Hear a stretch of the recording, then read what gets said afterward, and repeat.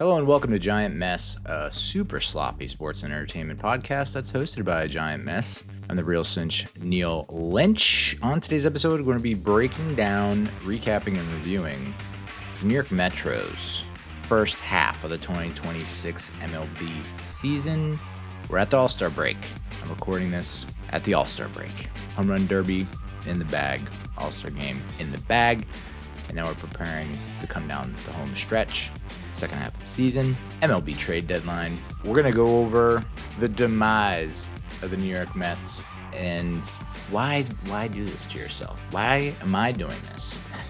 Why are we torturing ourselves with this? Well, you'll see why. So without further ado, let's get started up in here. First half of the season has been turbulent, largely disappointing. I know everyone thinks that we're losing because we lost Alonso and Nimmo and Diaz. But it's injuries, man. It's injuries.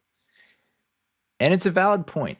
It's really hard to argue because you haven't had your starting nine out there for more than what? A week? Like, in terms of every starter that you had penned in as the opening day lineup, you haven't had a consistent stretch of time where they've all played together at the same time. So, honestly, I think you can blame the injuries. Great. You know who never got injured? Pete Alonso. And Nimmo would get hurt and would miss time here and there. But it's a guy that you can pencil in for minimum 100 of 160 games, 162 games. So you lost two guys that were workhorses, that were productive, that were giving you numbers. And you brought in other guys that have been hurt or playing the worst ball of their career or hurt. So that's, Juan Soto can only do so much. Francisco Lindor, he's been really awful this year, and we'll talk more about what I think is going to happen with him.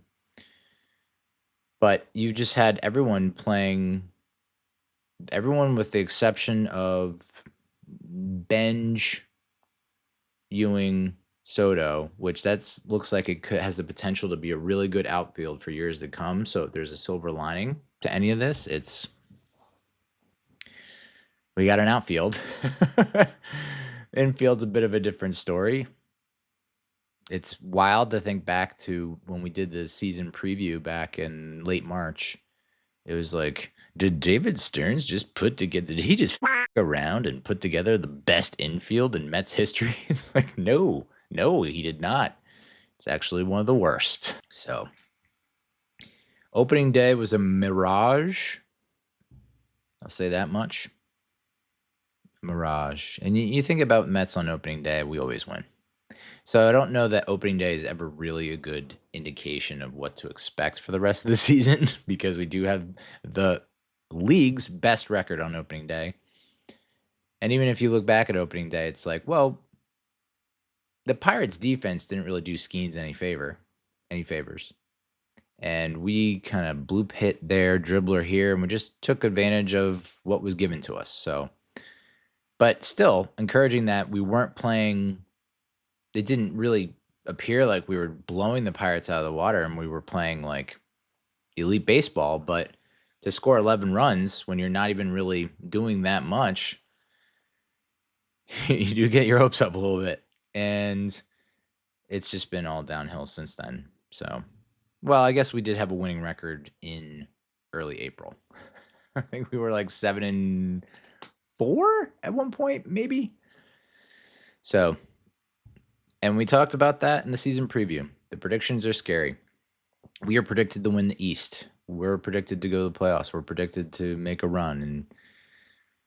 And one of the bigger concerns that I had in the preview is like, that prediction scares me because you have so many new faces in the clubhouse on the roster. So many new faces. And the faces that are not young are not named Francisco Lindor are very young. A lot of young guys who are just lost. it sucks too because I'm hoping what we did with the kids, Brett Beatty, Ronnie Mauricio, Francisco Alvarez, Mark Vientos, like what we did to them, what happens every time in New York sports history. Whenever there's a young blood that comes up through the ranks and has like a awesome debut, we then put them on a pedestal, shine a light on them, and we crown them. And they're like, "You're the next legend. You know, you're the next franchise player." And a lot of instances, it's very premature. I mean, Jesus Christ, Lastings Millage, anyone? Like, there have been plenty of times where we put a lot of hype behind young talent thinking that's going to be the solution. And you can see what happens when you lean on that a little too heavily. It's like the pressure can get to them, or you don't make necessary moves because you think the young talent that has shown you flashes is going to pay off, where it's like, what are the odds of that actually coming to fruition, especially for the Mets? So even with the emergence of Carson Benge and A.J. Ewing,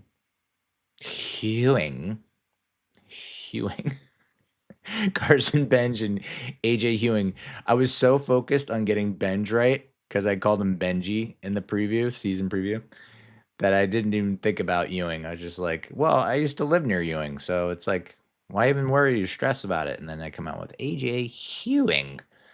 So with the emergence of those two, which, you know, I love them. They're psychos. I love it. It's like fast, have arms, can hit. So you know, here we go again. Here we go again down this road.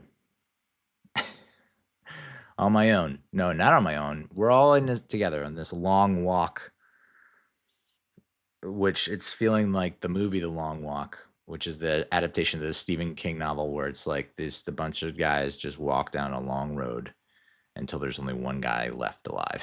300 miles later. So that's what the Mets season feels like this season. And so we're not even a full season with Benge and Ewing. And sorry, like, all right, we're set for the next 10 years. It's like, I mean, how many times have we said that about other young talents that have come up? Does anyone, like, Matt Harvey came up in 2013? He was pretty much donezo by 2017. Like, if you can get these days, it's like, if you can get 5 seasons out of a player, like, that's a long walk. That's a long stretch. You just don't see, like, I mean, we'll get to Lindor, but, like, does anyone think that Juan Soto is going to play out his entire contract with the Mets? Does anyone think he'll play out half of the contract with the Mets? I don't know. I mean, now that he has Benge and Ewing, and he sees their enthusiasm, their energy, and that's infectious, and is that gonna spark him and motivate him to be like, yeah, this team does have a future? Or he's not even going to have the opportunity to play in the outfield because he's that bad in left field. He is defensively a liability. There was one good diving catch I saw recently, but it was like, for the most part, he's lackadaisical. He lacks fundies, makes like bonehead mistakes. I don't know. Defensively, he's becoming a nightmare. So he's your DH for the next. We have the world's most expensive DH. Oh no, we don't. That title goes to Shohei Ohtani. But just an expensive bat, which, you know, I'm fine with it. I mean, if he's going to be such a liability in the field and he's just going to smash regardless, he doesn't have to play in the field to do well offensively, then that's fine. It's just a lot of fucking dough for just a one-way player. Can you call him a one-way player? Yeah, so after the blowout win, Mets fans, like, Phillies fans are brutal when it comes to booing. You know, like, I watched the home run derby. It's in Philly, as was the All-Star game. And the Philly fans, it was a old school WWF WWE event in Philly. Like, Netflix did it right. I like what they did, how they handled the broadcast. It's like, this is supposed to be fun. It's summer, all-star break. You can let loose a little bit, let the hair down. And we're going to pump so much goddamn energy into this and make it like literally. I was thinking as I'm watching, I'm like, this feels like a WWE event, like WrestleMania or SummerSlam. It just feels like it's big, it's major, it's huge. You get the pyrotechnics, and they had a literal like octagon boxing wrestling ring that Michael Buffer was announcing in. Will Ferrell is on the broadcast. Jimmy Tatro, Luke Wilson, Barry Bonds, Hunter Pence, Anthony Rizzo. So it's like they really rolled out the red carpet and they made it exciting. And then the Philly fans added the extra juice by booing basically anyone that was going up against a Philadelphia Philly player like Harper or Schwarber. Everyone else got booed, and like loudly. So Philly fans, they'll boo you in a heartbeat. They've booed. I mean, they ended up ironically turning around their season when they stopped booing. What was it, Trey Turner? A couple of years ago when they went to the World Series. So they're quick to boo. Mets fans, close second. And I'm going to say, to boo Bo Bichette like 3 games into a season or something like that is outrageous. Like, I just don't understand it. And if they only knew what was going to come down the pike, would they still have booed him? This came after the 4-3 loss to the Pirates on March 29th. Of the booing, Bichette said, "If anything, I thought it took too long, but I get it. I thought my at-bats were terrible too." He, at that point, had a 53.3% K rate overall. But, it's 15 plate appearances. He was striking out more than 3.5 times as often as he did in 2025. And he chalked it up to his performance to the pressure he's felt since taking the 3-year, $126 million contract. From the day Bichette signed, he said he wanted to introduce himself to the fan base with a moment. And that's led to a 1-for-14 stretch to start the season. Ay. So Bichette's kind of turned it around since then, but I don't think, he has 50 plus RBIs at the break. So, he leads the Mets. I think he's the Mets RBI leader. It's just you look at some of the other parts of that slash line, you're like, ugh, I don't know if that's what we signed up for or wanted out of him. But maybe he'll have a strong finish. Not that it's going to matter, but there's already talk about possibly trading him. It's just like, holy okay, we're going to pull the ripcord now. Wow. He has a 3-year deal, but it's not, he has an out after this season or something like this. So it ultimately, the way that I interpreted it, or the way that a lot of people in the know interpreted it, was it's going to be a 1-year deal, effectively. So it looks big, but then it's really just 1 deal, 1 year. So I really liked Bo Bichette. I still like him. I was a humongous fan of his father, Dante Bichette, when he was with the Rockies. But yeah, dude, it's tough. He's playing out of position at third. Had to then fill in at short when Lindor went down. And offensively, other than Soto, has he been the most consistent? I don't know, because, even though Benge got off to a slow start, Ewing just got off to a hot start right away. So is Bichette like your 4th best hitter? Stumbled out of the gate in April. Finished April with an abysmal 10-21 record, the worst in all of Major League Baseball. Defensive miscues, mental errors on the base paths, no offensive production.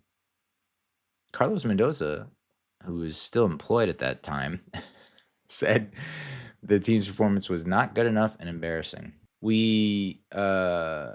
There was a rundown of the Mets' top 30 prospects towards the beginning of the season. Of these names, I recognize Ryan Lambert. He's the number 17, or he was the number 17 prospect, AAA Syracuse. That was the dude who throws like 100 plus miles per hour on the clock, on the DAR, as I like to call it, the radar. And he apparently would eat 30 raw eggs a day back in college. Psycho. Zach Thornton, it was the 14th top prospect. I think he's had a couple starts and fared well. Nick Morabito at the number 12 slot, 12th top prospect, AAA Syracuse, an outfielder, who the Mets apparently, when they called him up, or were going to call him up, gave him the number 8. If you're a Mets fan, if you've been a Mets fan for a long time, you probably know whomst amongst Mets legends had number 8, the Ocho, Gary Carter, the kid. So, I don't know. It's just wild to think about that. It's every week there's some kind of like sad, twisted, embarrassing story about the Mets every week. Ryan Clifford, first base outfield. He might get called up. A.J. Ewing obviously got called up and is just amazing. He puts the amazing in the amazings. Carson Benge, number 1 prospect, who made the club out of spring training, got off to a slow start, but he is now coming on and having himself a nice first season, nice rookie season. Jonah Tong is the 2nd ranked top prospect, AAA Syracuse. I don't know if that guy's going to ever figure it out. It's weird too, because I remember when he was starting in the playoffs or something like that against the Dodgers in the NLCS, because we were hurting so much pitching wise, we needed arms, and so we called him up. And he was like, 20 or 21 at the time. And then he ended up getting shelled. And Ron Darling was like, I really hope this does not have a negative impact on him long term. And it's just like, just going and preparing for this episode and going through all of Anthony DiComo's newsletters and just seeing how many times he's like, Jonah Tong. Anytime there was a injury to a pitcher, which seems like it was every other friggin' week, it was like, Jonah Tong might get the call up, Jonah Tong. And it's like, well, dude, maybe they would call him up if he wasn't pitching so poorly down in AAA. He's not exactly lighting it up down there. He's actually putting up some really bad numbers. So those are the prospects. I've seen Cam Tilley's name mentioned. I think I've seen Jonathan Santucci's name, Jack Wenninger, Jacob Reamer. So that's one thing that I guess you have to give the Mets. That's one win, is that their farm system is pretty stocked, and they've done a good job of replenishing it after not really having a good farm system for a very long time, because they just constantly were trading away top prospects to pull in guys that did not really make a difference down the stretch at the deadline. And if the 90s Braves were built on a like 5-star Michelin rated farm system. And yet we just can't figure it out. So, but it is wild that as we approach the trade deadline, that you have people being like, these are the untouchables. Everyone can go except these 3 or 4 players, and 2 of them are A.J. Ewing and Carson Benge. It's like, well, yeah, no shit. They're rookies. Weird, and they're playing well.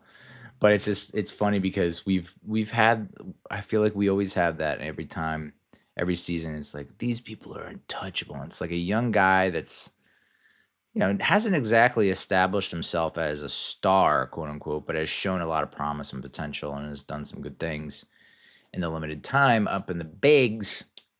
But like, it's just funny that if can you imagine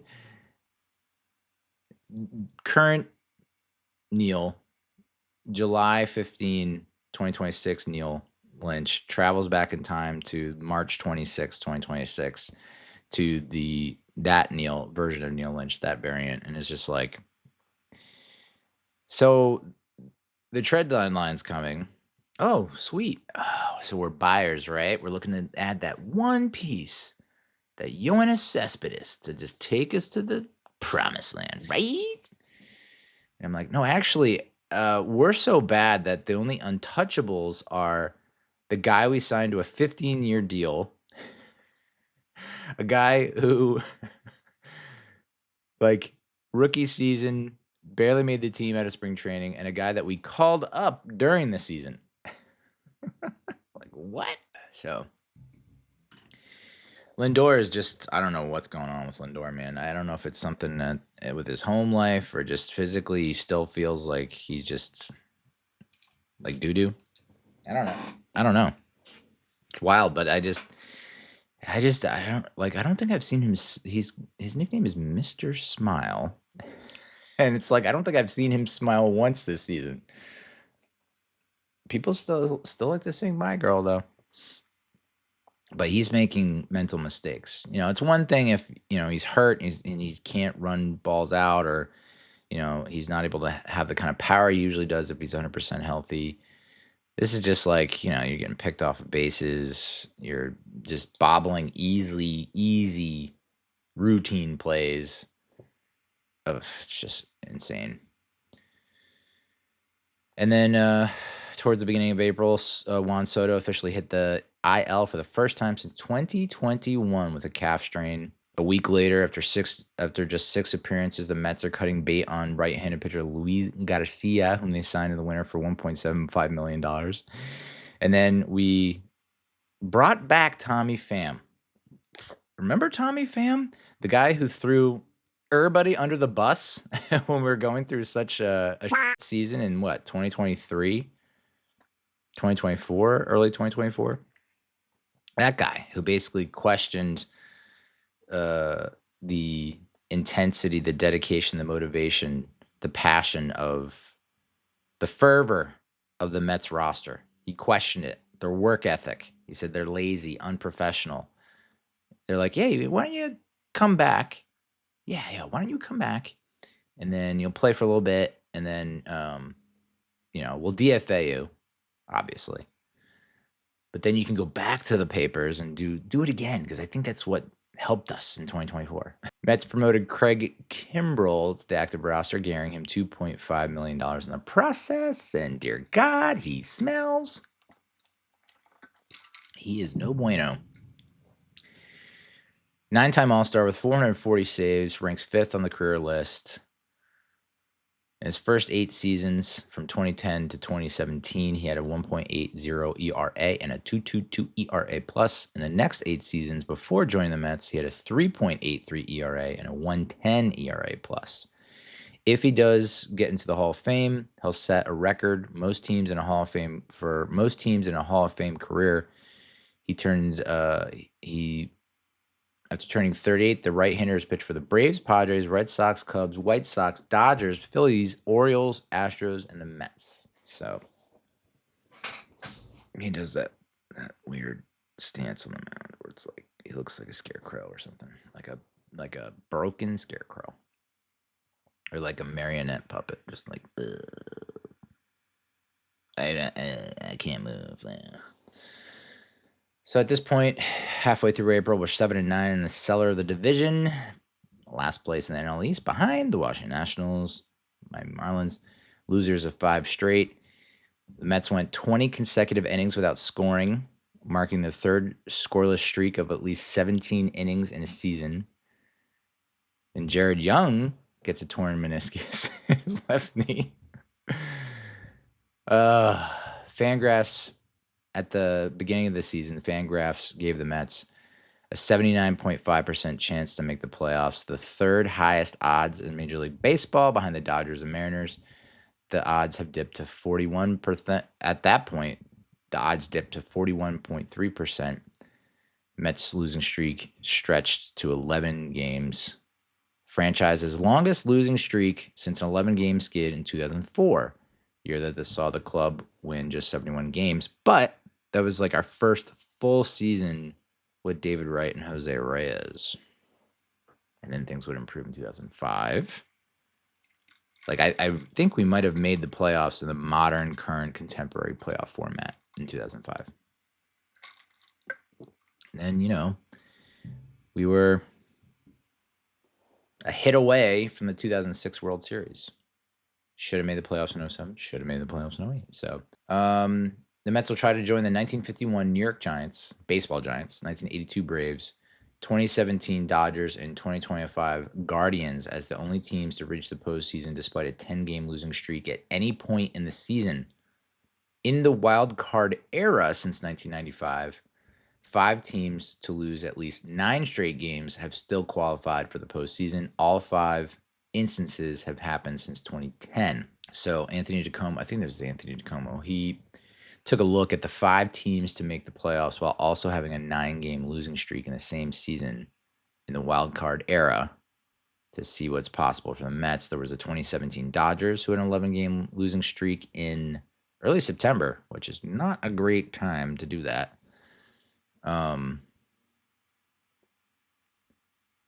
LA looked like a juggernaut before the losing streak, playing at a 7-1-7 winning percentage clip, building a 21-game lead in the NL West as of August 25. 2025 Guardians had a 10-game losing streak in late June, early July of the 2025 season. Yeah, that's tough because it's like, are we buyers or we sellers? The lineup mounted just 15 runs across 10 games, the 10-game losing streak. Okay. Guardians chased down the Tigers for the AL Central crown on the final day of the regular season. Yeah, that was pretty cool. That was dope. I like that. I hate that it happened to the Tigers, though. It's like, would have loved if it happened against the Royals. Instead, it happened against the Tigers. The 2023 Diamondbacks had a 9-game losing streak in the early part of August of 2023. They fell 2 games below 500 on that 9-game skid, and they won. They ended up winning 84 games and capturing the 3rd and final NL wildcard spot, and ended up going to the frickin' World Series, dude. So, can the Mets get to 84 wins? There was a point where, in April and maybe early May, I was like, every week, I was just constantly asking Gemini, the AI bot. I'm like, okay, so any teams that have had this record or worse and made the playoffs? Any teams that have had this record or worse and made the playoffs?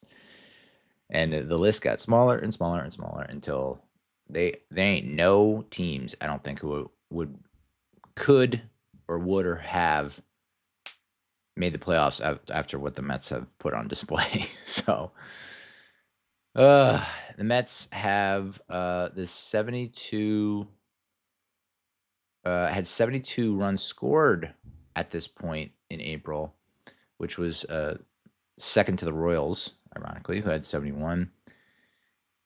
Of the players with more than 20 plate appearances, only 2 had an OPS over 700, Francisco Alvarez and Luis Robert Jr.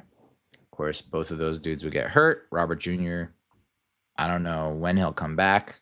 And when he does come back, do you automatically put him in left and then Soto in DH? I think that's got to be the move. David Peterson has been bad. Kodai Senga has been worse. So, yeah. At this point, April 20th, right? Mendoza is officially placed on the hot seat by the media. Now, keep that date in mind. April 20th. 420, dude, brah. Pass it to the left hand side. April 20th. He's on the hot seat. April 20th. April 20th. Okay, got it. On the day that Juan Soto returned from the calf injury, Francisco Lindor left the game because of a calf injury. Soto was out 19 days with his calf injury. Lindor would be out way longer. We'll get into all the fun stuff that's going on with Lindor and Soto, but I have to say right off the bat, my conspiracy brain is off the reservation right now. Just pew, pew, pew, pew, pew, pew. It was like when I took my friend's Adderall when we were in Hawaii, and it was just like my whole brain was unlocked.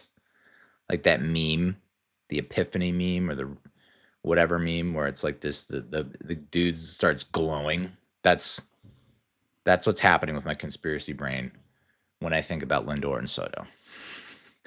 It's just like Why is it that when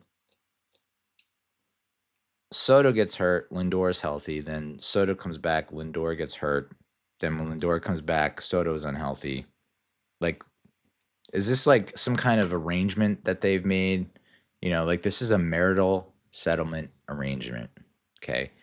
You'll start games Monday through Wednesday. Then I'll start the games Thursday through Saturday, and then we'll alternate Sundays. That's how it feels right now.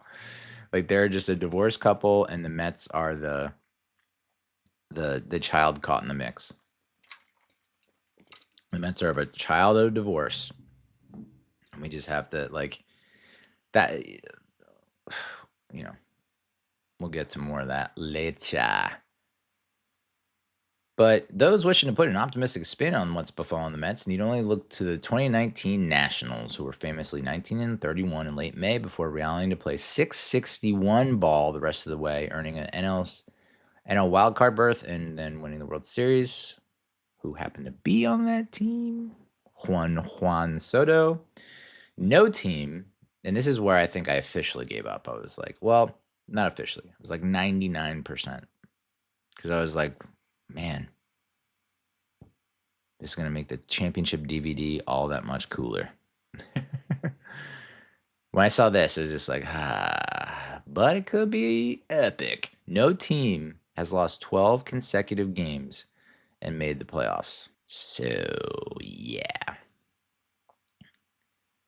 Then we had the Huascar Brozaban incident where Devin Williams came out to close out the game on April 23rd. Hit the lights, hit the music. Our closer's coming in to shut her down, get us the dub. But he had to go back into the bullpen for one batter.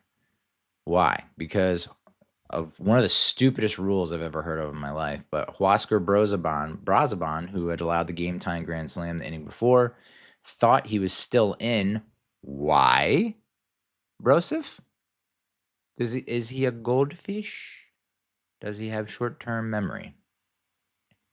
Is he an amnesiac? Is he Jason Bourne? So it's like, dude, no offense, but you just let up the game-tying grand slam. What makes you think we're going to put you back out there? Once Brazaban, this is a wild rule, and I wish I knew this in college because I would have sprinted out after being done.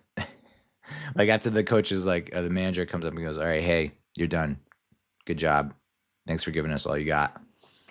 You're done. Hit the showers. Like for me to just sprint across the line and be like, sucks, dude. Sucks. But I guess once the pitcher crosses the foul line, he has to face a batter.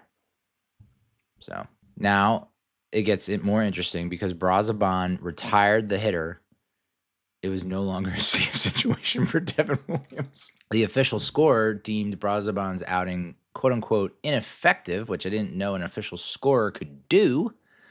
He had allowed the game-tying grand slam in the inning later. He didn't earn the win, even though the Mets had regained the lead by the time he mistakenly retook the mound. The win was awarded to Devin Williams.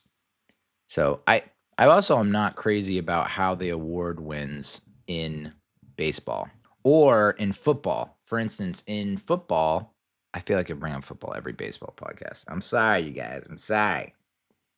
It was my life for so long. In football, quarterback starts the game. I think if they say they go down and drive down the field and kick a field goal, they just score points. But the quarterback gets hurt or injured, can't return the game after that first drive. Backup comes in, plays the rest of the game, doesn't lose the game. The starting quarterback gets the win. It's like, well, the backup played more of the game and was able to score, unless the game ended 3-0, which that only happens to the Bills and the Patriots. Like, I don't know. It feels like a weird rule. It's like, well, go to the videotape. Let's take a look at the box score, my guy, you know? So similar situation with, like, I feel for if you are a long relief, like this whole trend of we're going to have an opener. So as opposed to a closer, you have an opener. A guy comes in for literally 1 inning. And then you go to and turn to a long relief guy like a Sean Manaea, or now a Sean Manaea, David Peterson, Kodai Senga, because they stink as starters. Just can't figure it out. So we'll then go to them, but they don't get the win. It's so weird. You have to go as a starter. You have to go 5 innings to get the win, which I think is a dumb rule. So then, if you have the opener goes 1 inning, and then you have a long relief guy goes 4 innings, now you're into the 6th inning. So the guy who comes in the 6th inning gets the win. It's just like, I don't know. There are a lot of weird rules out there. But leave it to the Mets to to find new ways to make insane headlines. As of late April, Freddy Peralta was averaging just 5 1/3 innings over his first 6 starts. We got swept by the Rockies. DFA'd Tommy Pham, shocking, who had signed a prorated $2.25 million salary. If he goes unclaimed on waivers, the Mets will be on the hook for that money. Pham was 0 for 13 with a walk, so it's, somewhat justified. I think once you are a veteran, if you can't scratch together a hit over 13 appearances, it's not, I understand that. I mean, you look at some of the slumps that Lindor's been through. Jesus. And even, who was it? Was it Benge or Ewing? I think it was Benge that went through a really hellacious slump. He was like 0 for 21 or something like that. But when you're Tommy Pham, it's not, you're supposed to come in, provide a little spark, a little consistency, just play average baseball. Just do your career average, and you will get starts and help us bridge the gap till all these guys get back off the IL. Kodai Senga at this point was 0-4 with a 9 ERA. He's tied at that point. He was tied for 9th in walk percentage at 13.4%. Among 134 pitchers with at least 20 innings pitched in a season. So walking a lot more dudes. Offense was our lineup in one of the games featured 5 hitters with a sub 600 OPS. I remember watching the game and I was like, holy crap. We have maybe one guy that's over 700. Like the league average is 714. That's average. And 5 of the 9 guys in the lineup are below average. It feels like a lot. Mets are 9-19 at this point, tied with the Phillies for Major League Baseball's worst record. So what did the Red Sox weren't doing so hot. So what did these two teams do? Well, it's only really the first season. I mean, the first month of the season. We've only played 30 some odd games. Red Sox fired Alex Cora, who won them the championship. Phillies fired their manager, who won a championship. They replaced him with Don Mattingly, who said he just didn't want to manage anymore. And they're like, no, too bad. And if we remember, the previous week, I believe the media said that Carlos Mendoza was on the hot seat. Huh. Okay. So that's April 28th, 27th that the Red Sox fired Cora and the Phillies fired their manager. Kodai Senga hits the IL with back inflammation. Mets entered the homestand with Juan Soto about to return. Matchup is against the Twins, Rockies, and Nationals, a trio that combined to lose more than 300 games in 2025. And we did not fare well. I think that was like, you lose a lot of players. And I said this in the preview. I was like, listen, there's a lot of new guys. You probably might have some injuries. There's chemistry you got to think about, clubhouse chemistry. I wouldn't be shocked if we're like around 500 when April's done, or even around 500, a little bit below 500 once May is all said and done. And I think that it felt like it was going to follow a similar pattern or trend to what we saw in 2024, where it's like we didn't really start taking off until June. But when you have a stretch like that with 3 really subpar teams back to back to back, I looked at that record. I looked at our record and I was like, all right, we suck. Okay. We suck. But this is a get right gauntlet. It's like a get right alley of dubs. If we sweep all 3 teams, we are back in business, baby. But instead, the Mets' 10-21 start is the worst since 1981 and sits alone as the 3rd worst in franchise history. It's 2 games behind the pace of the expansion 1962 Mets. the worst of the worst. Low. Mets have lost 17 of the last 20 games, their worst 20-game stretch since 2018. They have endured 3 and 17 stretches in 13 different seasons. None of those teams finished above 500. So that bodes well. I mean, would be a hell of a story. Would be cinematic as if they went and won the World Series this year. It'd be like they would set all kinds of records. It's like no team has lost 12 and blah, blah, blah. No team has blah, blah, blah. They did it all. Mets started 6 players, as I mentioned, with a season-long OPS below 600, and that did not include Mark Vientos' 630 OPS. No team has a worse record when leading after 6 innings than the Mets at 6-4. The other 29 teams at that point were 333 and 55 in that situation, a winning percentage of .858. So that's April. Like the first full season.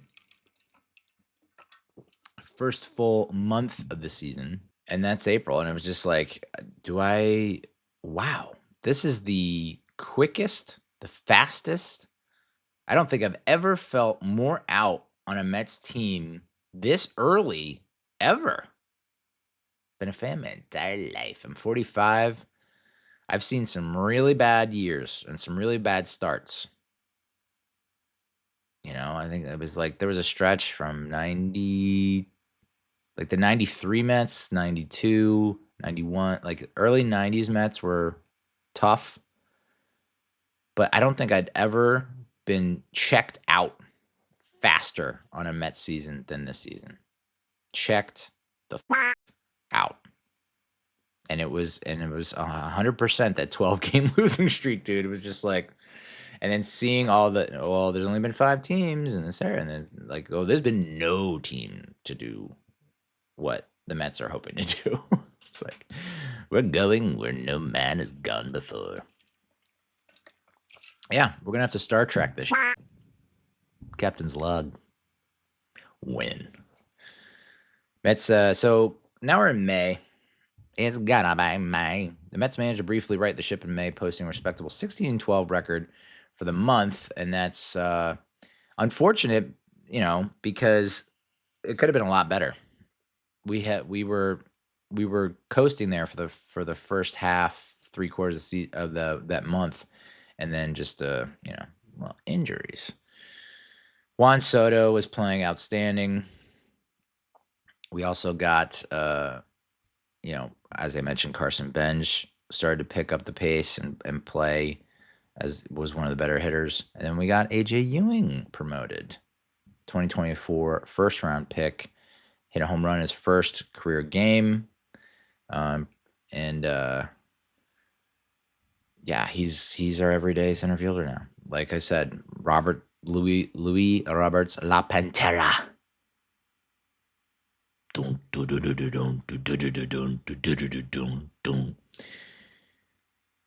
When he comes back, you don't put him in center, I don't think. You put him in left.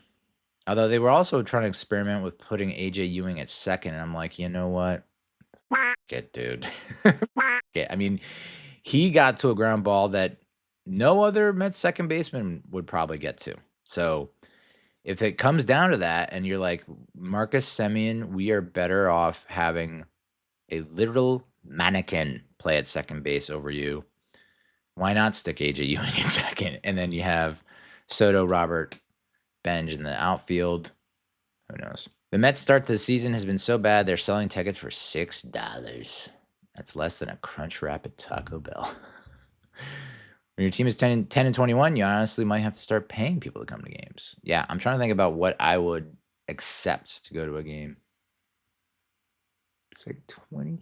You basically it's like okay, cover the cost of the trains in any parking. If you cover all the beers I drink, like I get free beers, that'd be pretty sweet. Free meal, free food. I could bring one or more guests. Pre-game meet and greet, post-game party, free drinks at the post-game. Like it is a rider from hell. I have a list of demands, dude. So we were league worst 12 and 12 and 22. We lost Ronnie Mauricio to the fractured thumb. And meanwhile, Pete Alonso was thriving in Baltimore, and so was Brandon Nimmo in Texas. So it's just funny that first 2 weeks, maybe first 3 weeks of the season, Alonso and Nimmo go off to a slow start. And then you get all these posts on social media of doing the side-by-side comparison where it's like Pete Alonso next to Mark Vientos, and they do that thing where they highlight, they have like, it's almost like not a fight card. What do they call that? Tail of the tape. And, it's like Vientos has most of the categories, wins most of the categories except like 2. But lo and behold, it's like those 2 are actually kind of the most important. But that was fun, wasn't it? All the Alonso haters and Nimmo haters that were like, look at Semien versus Nimmo, or look at so-and-so versus Nimmo. And I'm just like, you guys, you are absolutely gaslighting yourself and everyone around you when you think that we would not be better off having kept Alonso and Nimmo in DS. And understandably, Diaz is hurt for a long time. He's not going to come back till later. But like you're just court jester, my guy. It's a clown question, bro. You look like a fool if you think that we wouldn't be in the position we're in. Maybe we're not at the top of the NL East, or maybe we don't even have a winning record, but we're for sure not the worst team in the league. May 4th, may the 4th be with you. In the name of the Darth Skywalker and the Jedi Spirit. Carlos Mendoza's job is safe for now. Why? Why? The Mets ranked 27th in the majors in expected slugging percentage against 4-seam, 2-seam, and cut fastballs. On 4-seamers alone, the Mets were 29th in the league in expected slug. On 4-seamers above 95 miles per hour, they were also 29th. So we can't hit the fastball, dude. We can't even hit the fastball. But yet, I know Marcus Semien, we didn't trade for Marcus Semien because of his bat. When I knew that he had some seasons where his bat came alive and it was better than what we had been getting at second base in terms of offensive output and production. He was primarily dealt for because he would help us defensively, because defense is what doomed us, along with some other, but it was primarily defense that really doomed us down the stretch in 2025. And so that was like what David Stern's MO was in the offseason. Defense has to get better. We have to increase defensive runs saved. Marcus Semien can't hit a fastball. His bat speed is among the worst. I have the stat at some point in this rundown, but the dude's got a slow bat and, exit velo, which I know people tend to get on the stat nerds for, but man, exit velo, not great. We ended up giving Luis Torrens a 2-year, $11.5 million contract extension that runs through the 2028 season, and then he rewarded us by going on a hellacious slump. I was like, great. So it's like, guys, it's just money. It's almost like the agent should come to the player and be like, and the player's like, how much should I get? And the agent should go, don't worry about it. All I know is it's a good offer. You would like it. You're going to love it. I'm not going to tell you the amount. Just play. Because now we've seen Bo Bichette blame his mega contract for not playing up to his career averages. And then Luis Torrens gets the bag, and it's like, okay, all right.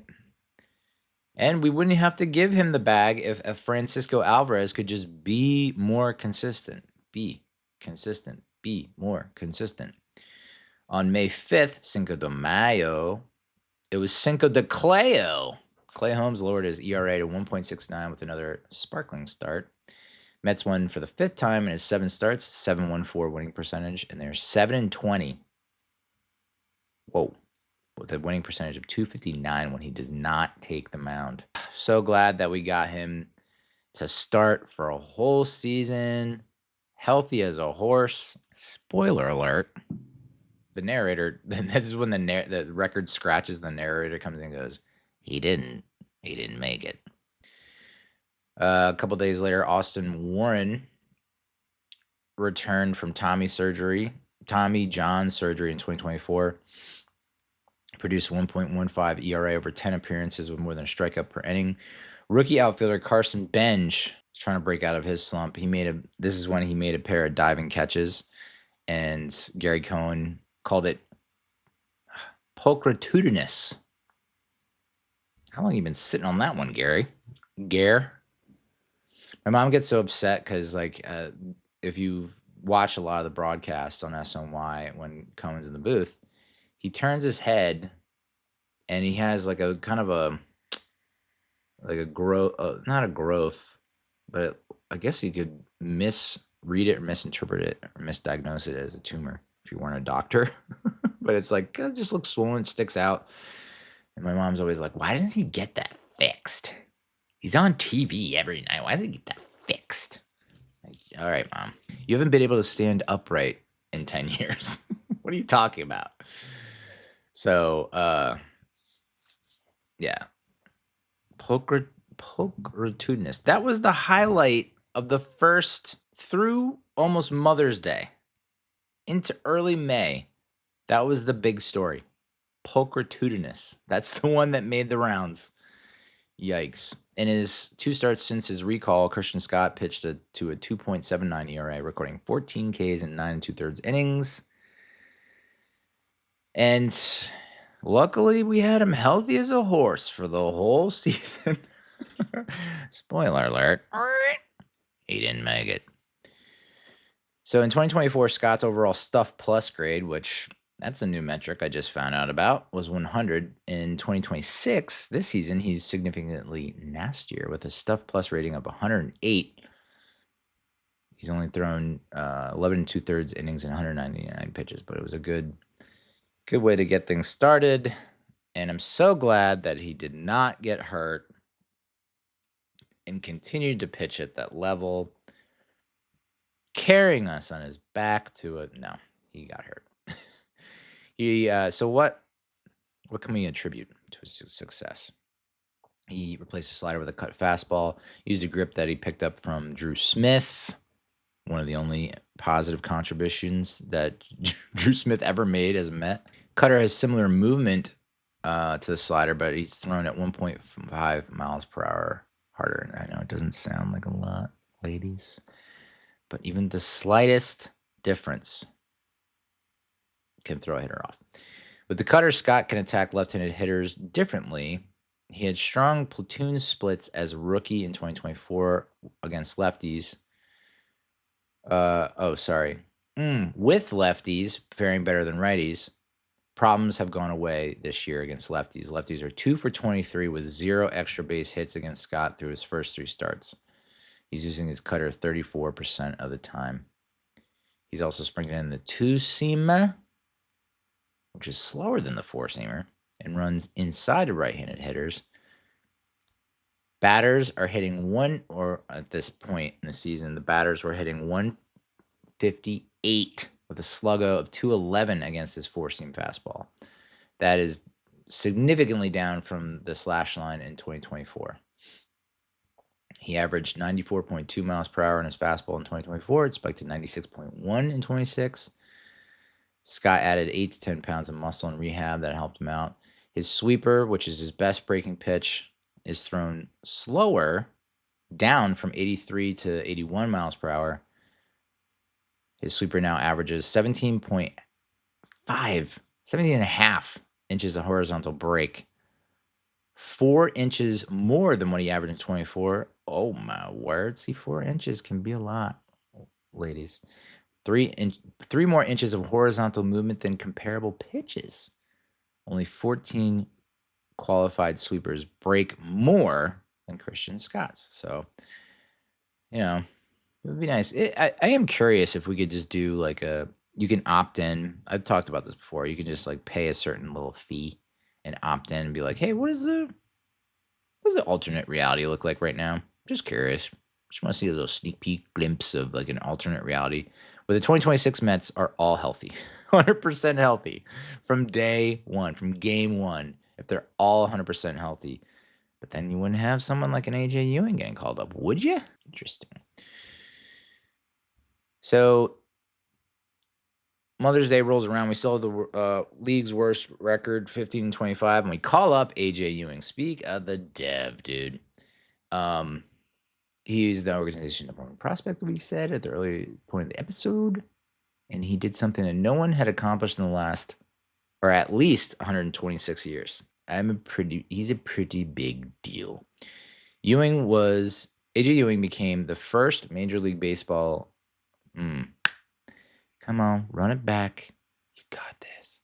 You got it. Ewing was the first major leaguer since at least 1900 to record 3 walks, a triple, a stolen base, and multiple ribeyes in his debut. Francisco Alvarez then tears his meniscus in his right knee. Will miss the next 6 to 8 weeks. Would he be out for 6 to 8 weeks? I'm here from the future to tell you those doctors might be wrong. Couple days later, Clay Holmes fractured his right fibula on a comebacker. So he donezo, our best pitcher, who we actually win games when he's on the mound. He donezo. Jorge Polanco was suffering from Achilles bursitis since March, so he had not played a game. It's now almost friggin' Memorial Day. The dude has not played a game. A.J. Ewing reached base 4 times in his debut. As we mentioned, he then drilled a run-scoring triple for his first. In that contest, he drilled a run-scoring triple for the first Major League Baseball hit. Hell of a debut. And then he launched his first homer in the bigs at this point in the season. 1 week in the A.J. Ewing's New York experience, he already feels essential to this very silly team. He's slashing .294, 5 hundo, 588 through 6 games. Stolen 1 bag, scored 5 runs, driven in 3, drawn 7 walks. Mets went 5-1 with him in his first 6 games. And I mentioned this earlier. Bo Bichette yet again.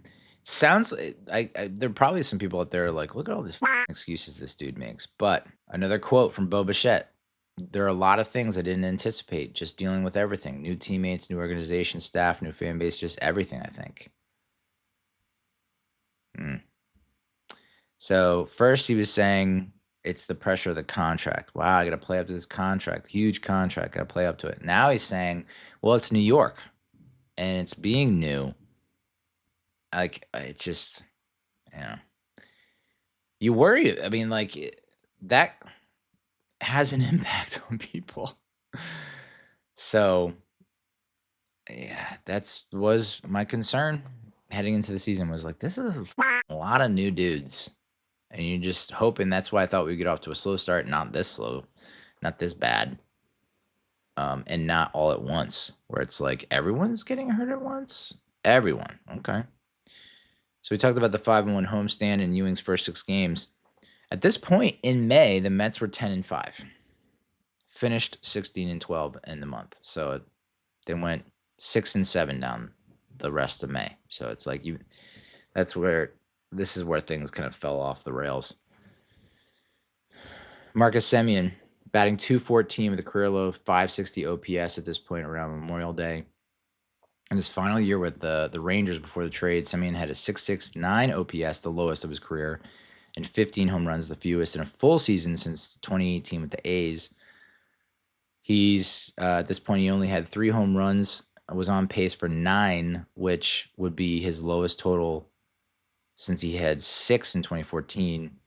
In that season, which was his second in the majors, he played only 64 games. So 68.2 mile per hour average bat speed ranks in the 7th percentile among Major League Baseball hitters this season.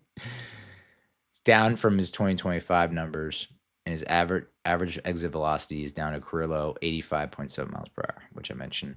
297 slugging percentage below 394 expected sluggo, 259 WOBA below the 302 expected. The latter 43-point gap puts Semien among the top 20 of hitters who have had the worst batted ball luck this season. Yeah. After striking out 17.4% of the time in 2025 and 14.6% in each of his 2 prior seasons, Semien's K rate is an even 20% at this point in the season. In the 2026 season, his walk rate has declined to 6.2%, a career low and well below average among qualifying hitters. Among 68 qualifying second basemen, Semien was tied for 62nd in fielding run value. Despite a pair of down years in the bat previous 2 seasons, Semien was worth a combined 7.8 WAR, 4.5 in 24, 3.3 in 25. The year prior, he led the American League with 7.7 B WAR. And at that point in late May, he had a negative 0.3 B WAR. So last part of May, we placed Tyrone Taylor on the injured list, but we did get 2 others back. A.J. Minter, sorely missed. He's been sensational. Our best reliever, other than Luke Weaver, like Luke Weaver and A.J. Minter, it's like a 1 and 2 type situation. So that's after 13 months of being away from the game. And Soto closed out May with a friggin' bullet. He had 8 home runs in over a 12-game span in May. Pretty sick, dude. So then we're in June. After dropping to 13 games under 500 at 34 and 47 and falling 9.5 games out of the wild card race, the front office decided a change was necessary. And this month was also marked by the return of Francisco Lindor. So we start off June with this little fun fact. Since the 2022 playoff expansion, the final bubble team to qualify for the postseason in each league has averaged merely 86 wins. Feels like serendipity, dude. I'm seeing the signs, making the connections. 2026, 40th anniversary of our 1986 championship season, the last time we won a World Series, and teams that make the playoffs average 86 wins. It feels like it's just in the stars, written in the stars. Mets at 26 and 33 would need to play .592 ball the rest of the way to reach that mark, which does not sound that loco. It's not an unreachable figure. In fact, in May, the Mets produced a .571 winning percentage. So, and that's after getting off to a 10-5 start to start the month. I don't know if this is still the case, but here's another fun factoid. The Mets were on pace to break the 1943 Red Sox record of 31 extra inning games in a season, but they might be still on pace to match it. Yeah. I mean, there was a stretch where it was just like, we're going to extras again. We're going to extras again. And extra innings, I mean, the rule change they made to extra innings has done wonders for the game. It's just like there's a guy, you start the inning with a dude on second, and it's like automatically scoring position. You're already tense because you're like, oh, there's already a guy in scoring position. Nothing happened yet. It definitely gets the heart pumping and the blood flowing. It's like we're going to extras, and they're like, we're about to lose. Like it's just like, Whoa, it's like whiplash. The Yankees, Mets, and Orioles consistently have lost more player time to injury than any other teams. Yet, you look at the Yankees and the Orioles, and it's like, obviously the Yankees have gone through their, they lost Aaron Judge, which was a heartbreaker. Fractured rib, I think. But they're not, I don't know. You can only use injuries as an excuse for so long. I mean, are you not all professionals? Come on. Carson Benge, a 23-year-old, recorded his first career 5-hit performance in a win over the Padres, belted his 7th home run with to go with a trio of singles and RBI triple. He's the first Mets rookie with 5+ hits in a single game since Pete Alonso in early August 2019, and the 4th Mets rookie with 5+ hits, including a home run in one game. The list also includes that Alonso game in 2019, as well as Alex Ochoa in July, the day before Independence Day Eve, 1996. I have a story about Independence Day that I'm going to save, but it's gonna be a while before it happens. But it's a funny story. Hopefully, I remember it. I got to write it down. And the other guy was John Milner, September 1972. Benge has accumulated a .7 BWAR and a 733 OPS through 62 games, which if you wrote that down on a piece of paper and folded it up and then put it on the table and slid it over to me, I'd look at it, I'd unravel the paper, unfold it, look at it, close it, put it back on the table, slide it over and be like, deal. And then be like, you just got ripped off, my man. After I shake the hand, when it's locked in. Benge is batting .316, or was batting .316 with 5 homers and 20 RBIs to pair with an .873 OPS since the start of May. A stretch that has included no shortage of impressive firsts, such as his first career walk-off and his first leadoff home run. Benge became the first Met to swipe home since Francisco Lindor on August 19th, 2023. Yeah, Carson Benge. Frickin' love the guy. So yes, there's still something to get excited about with the Mets. It's not exactly, we're not in I'm trying to think of what territory we might be entering. Maybe 2017 or 2011, where it was just there is zero reason to turn into this game right now. It is late August, early September. We're already we've been eliminated for a full-blown month or more. And any star name that we would normally have playing that you would be like, oh, I'll tune in and watch him, or a young prospect. Sometimes at the end of a crappy season, I want to say 2018, where Jeff McNeil or Brandon Nimmo gets called up and shows you something. You're like, all right, we got something here. There are also seasons where they call guys up and no one performs and all your star players are hurt, and you're just like, well, we can close the book on this season. No, you guys can, no. I mean, you're free to stay and play if you want. We'll still pay you, considering it like PTO. Just use your days. They don't carry over. Jorge Polanco, we're now in June, by the way. Jorge Polanco has been shut down after experiencing left ankle discomfort. There's the ankle bursitis. I want to say his wrist or something like that. And then I was like, I don't know, it just spreads. It's a disease. Oh, my God. Mid-June, this is when the New York Knicks. Go, New York, go, New York, go. Go, New York, go, New York, go. Bing, bang, bing, bang. Knicks won. First championship in 53 seasons. And I think that's why you're not seeing a lot of Mets fans with their hair on fire losing their shit, on the edge, on the ledge, I think that's why you don't see them being irate and insane and crazy, is because the Knicks won the championship. A lot of Mets fans or Knicks fans, I wouldn't call myself a Knicks fan. I followed them closely in the 80s and 90s, but I wasn't like, that's my team, that's my squad. I was just really intrigued and drawn to those players. Ewing, Starks, Oakley, Larry Johnson, in the 90s, late 90s, that 99 team. So I mean, like, in Linsanity, which anytime I talk about the Knicks, I bring up. But I guess Carmelo, he's coming home, coming home. But yeah, it's just been like, people talk about the most diehard fan bases.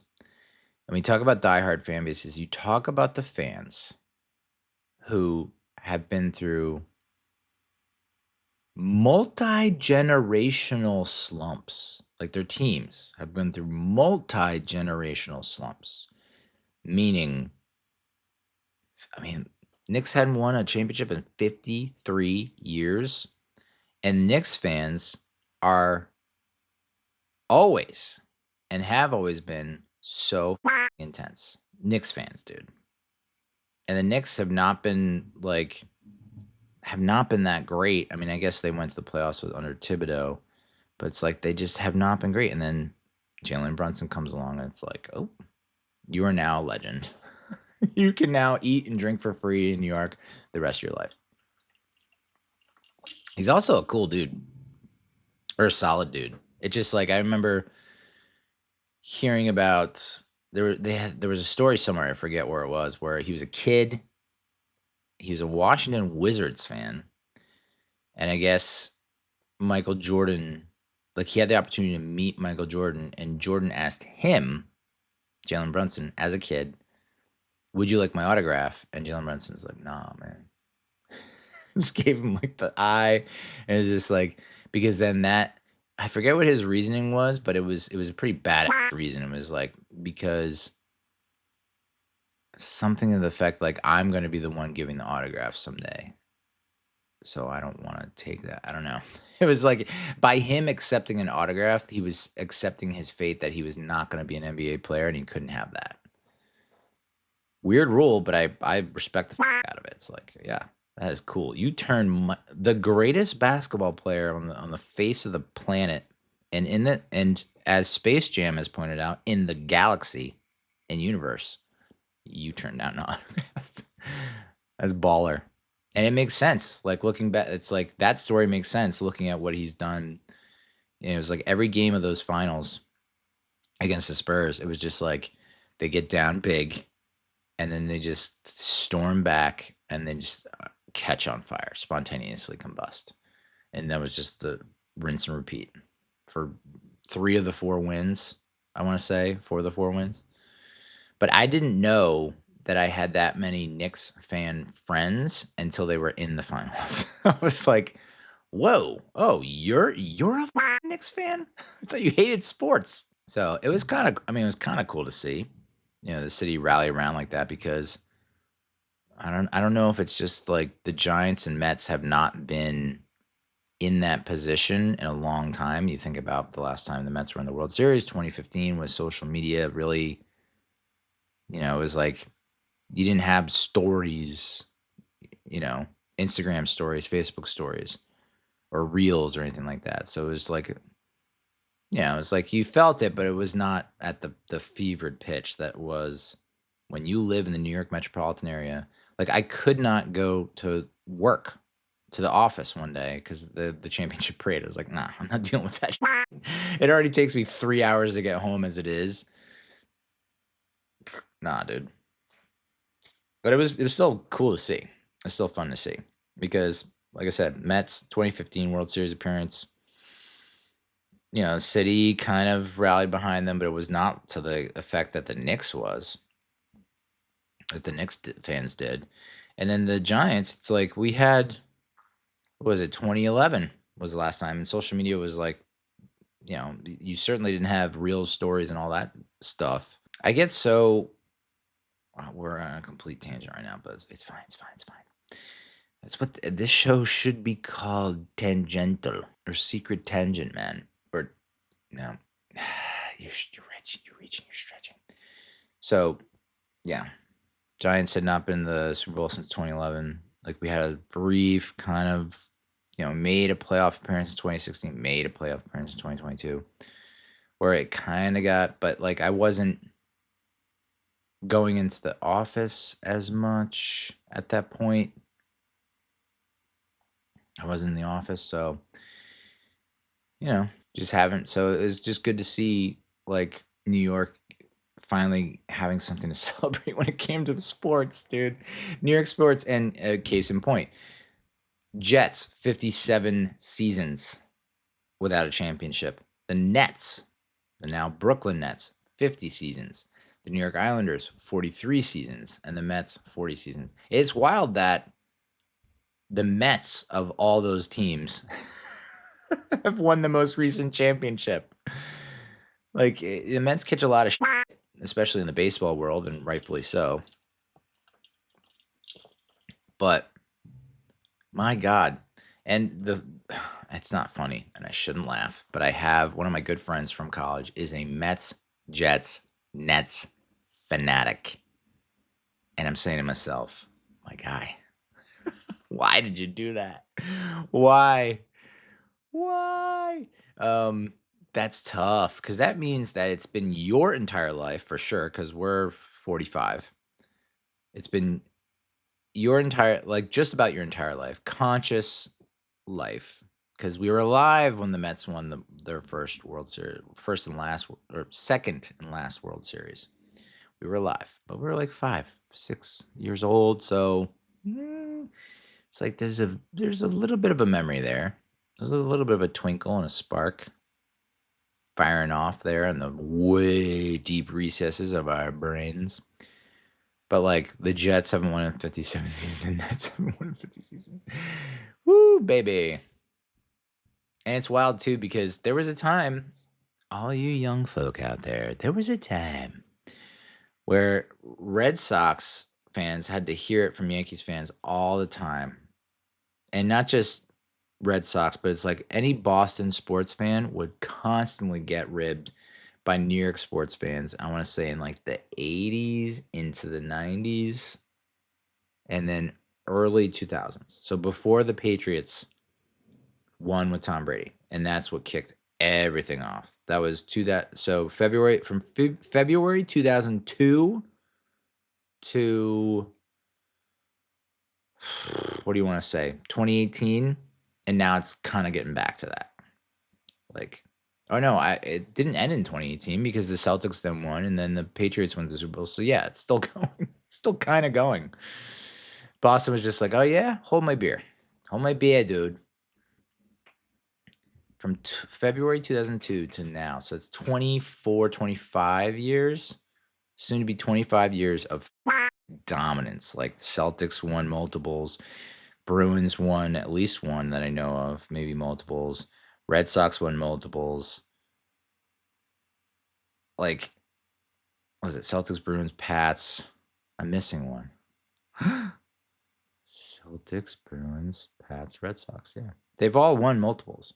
So it's like they are now, literally, you can't argue with the city of champions. I know Tampa Bay likes to throw that around like, we're the city of champions. I'm like, the Buccaneers won a couple Super Bowls, dude. It's like the Rays went to a World Series or two. Like, if you only have two, oh no, the Lightning. I guess the Lightning won a bunch. They don't have a basketball team, right? Yeah. So it's like, all right.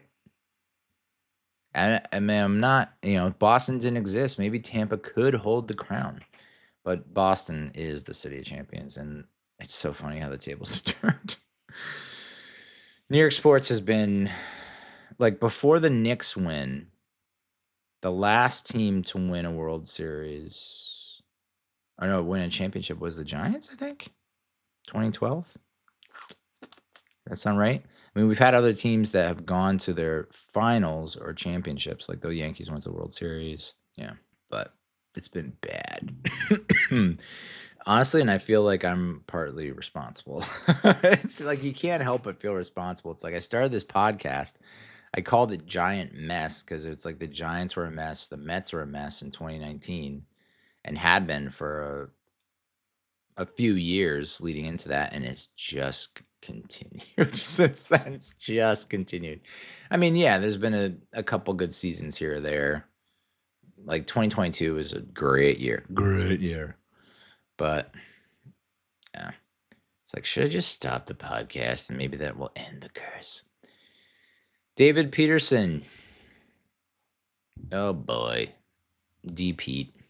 David Peterson put up a better ERA, FIP, and ERA plus from 2024 to 2025 than Sean Manaea did in his first 2 seasons before signing a 3-year, $75 million deal. His Peterson's 5.75 ERA is the ninth worst among Major League pitchers with at least 6 innings. So, I saw this. So the Mets were trying gimmicks to get the mojo going again, and feels like when you get a good gimmick, it can really carry you. Like the Mariners have the Trident.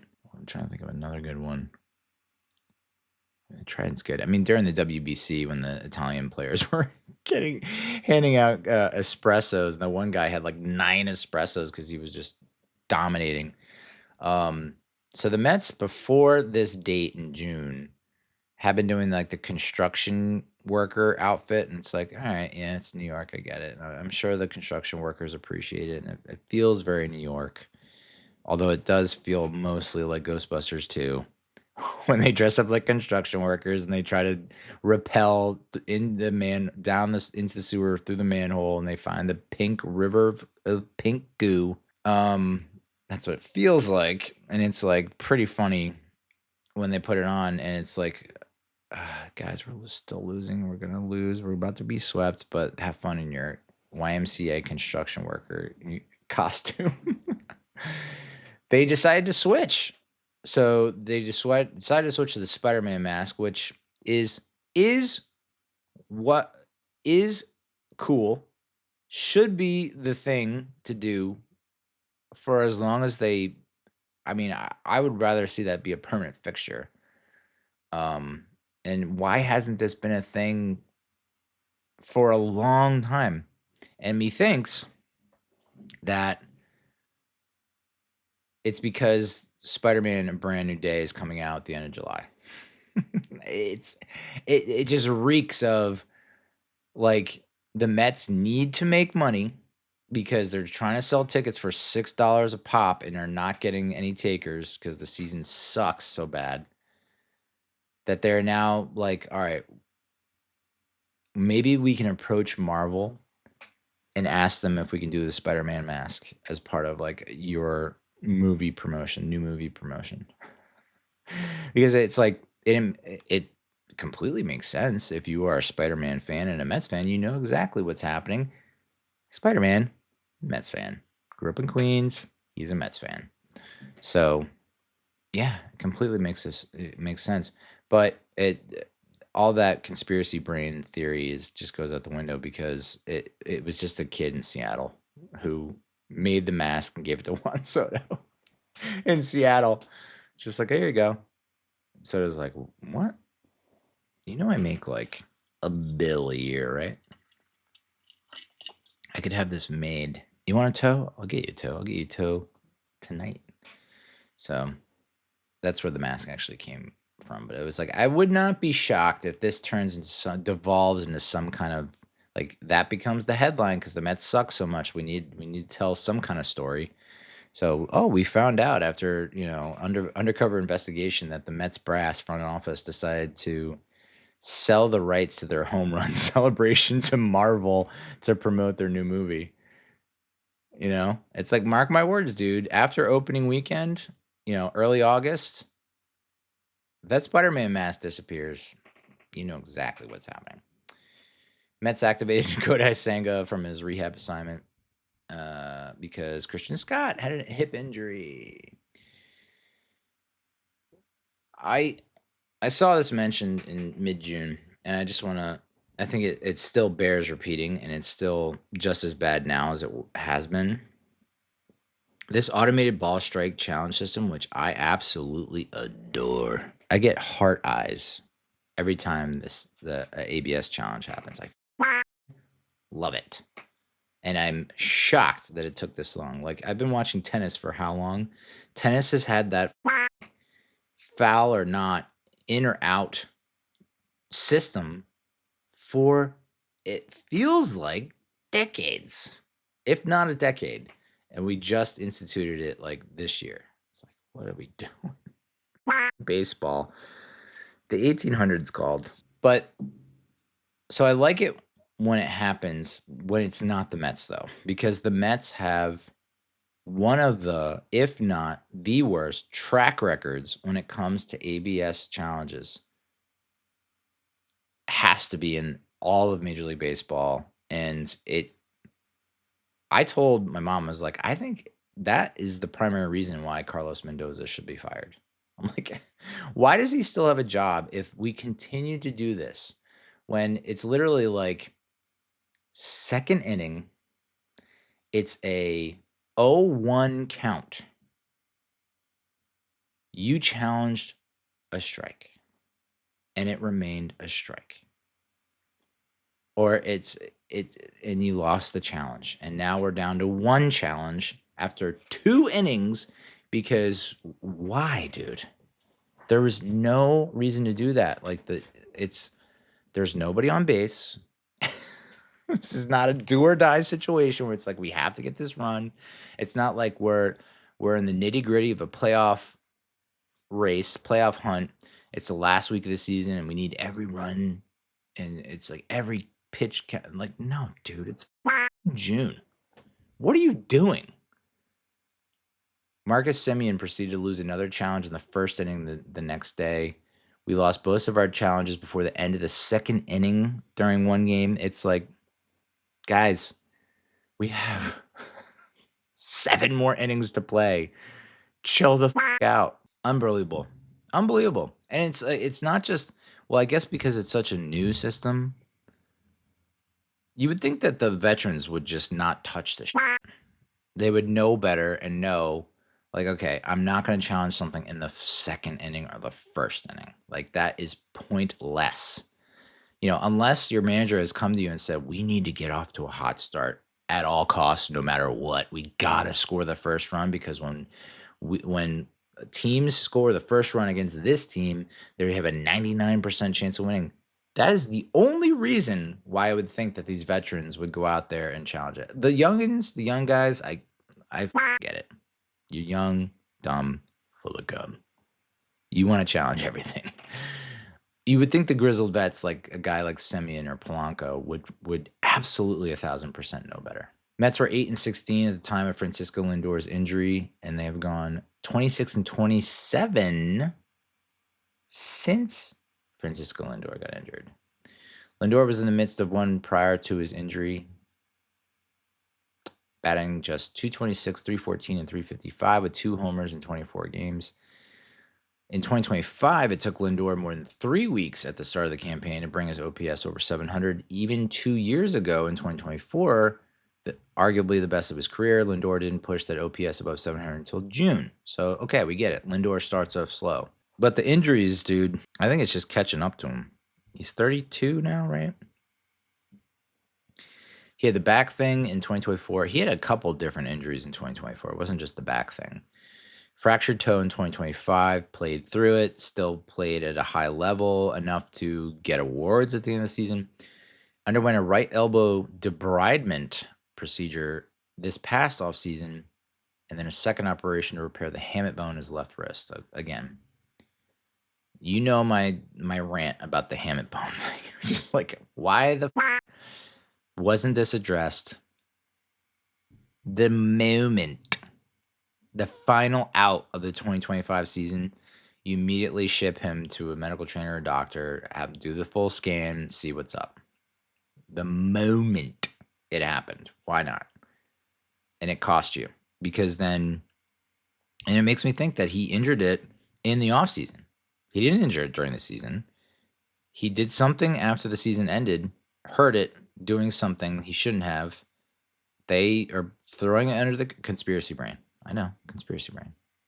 I'm neurotic. I'm a paranoid android. Everyone knows that. I get up all in my radio head about everything. But, like, I think he hurt it doing something he shouldn't have been doing in the offseason. And then Mets PR guys were like, Yeah, we'll just say it was something that flew under the radar and didn't pop up on your exit interview. It's just like, yeah, sure, guys. The Mets, if there's one thing that they know how to do, it's how to make lies, how to lie about to make things appear better than they are. It's disgusting. And I think it was KFC said it on We Gotta Believe, their last episode, where he was just like, I would respect this team so much more if they just came out and said the honest to God truth, other than blowing hot smoke up our ass for as long as they have. Like, but then again, there are times where they come out and they tell you the real deal, and you're like, I don't think anyone needed to know that. It's like they can't find a healthy balance. It's either egregiously a lie or so radically brutally honest. It's like, I actually don't think you had to say it like that. And that's coming from me, who is a very radically brutally honest person. And of course, late June rolls around, Lindor is coming back. Look out. This is when, and this is all I saw the first half of the season was, but guess who's coming back from injury? But look who's coming back from injury.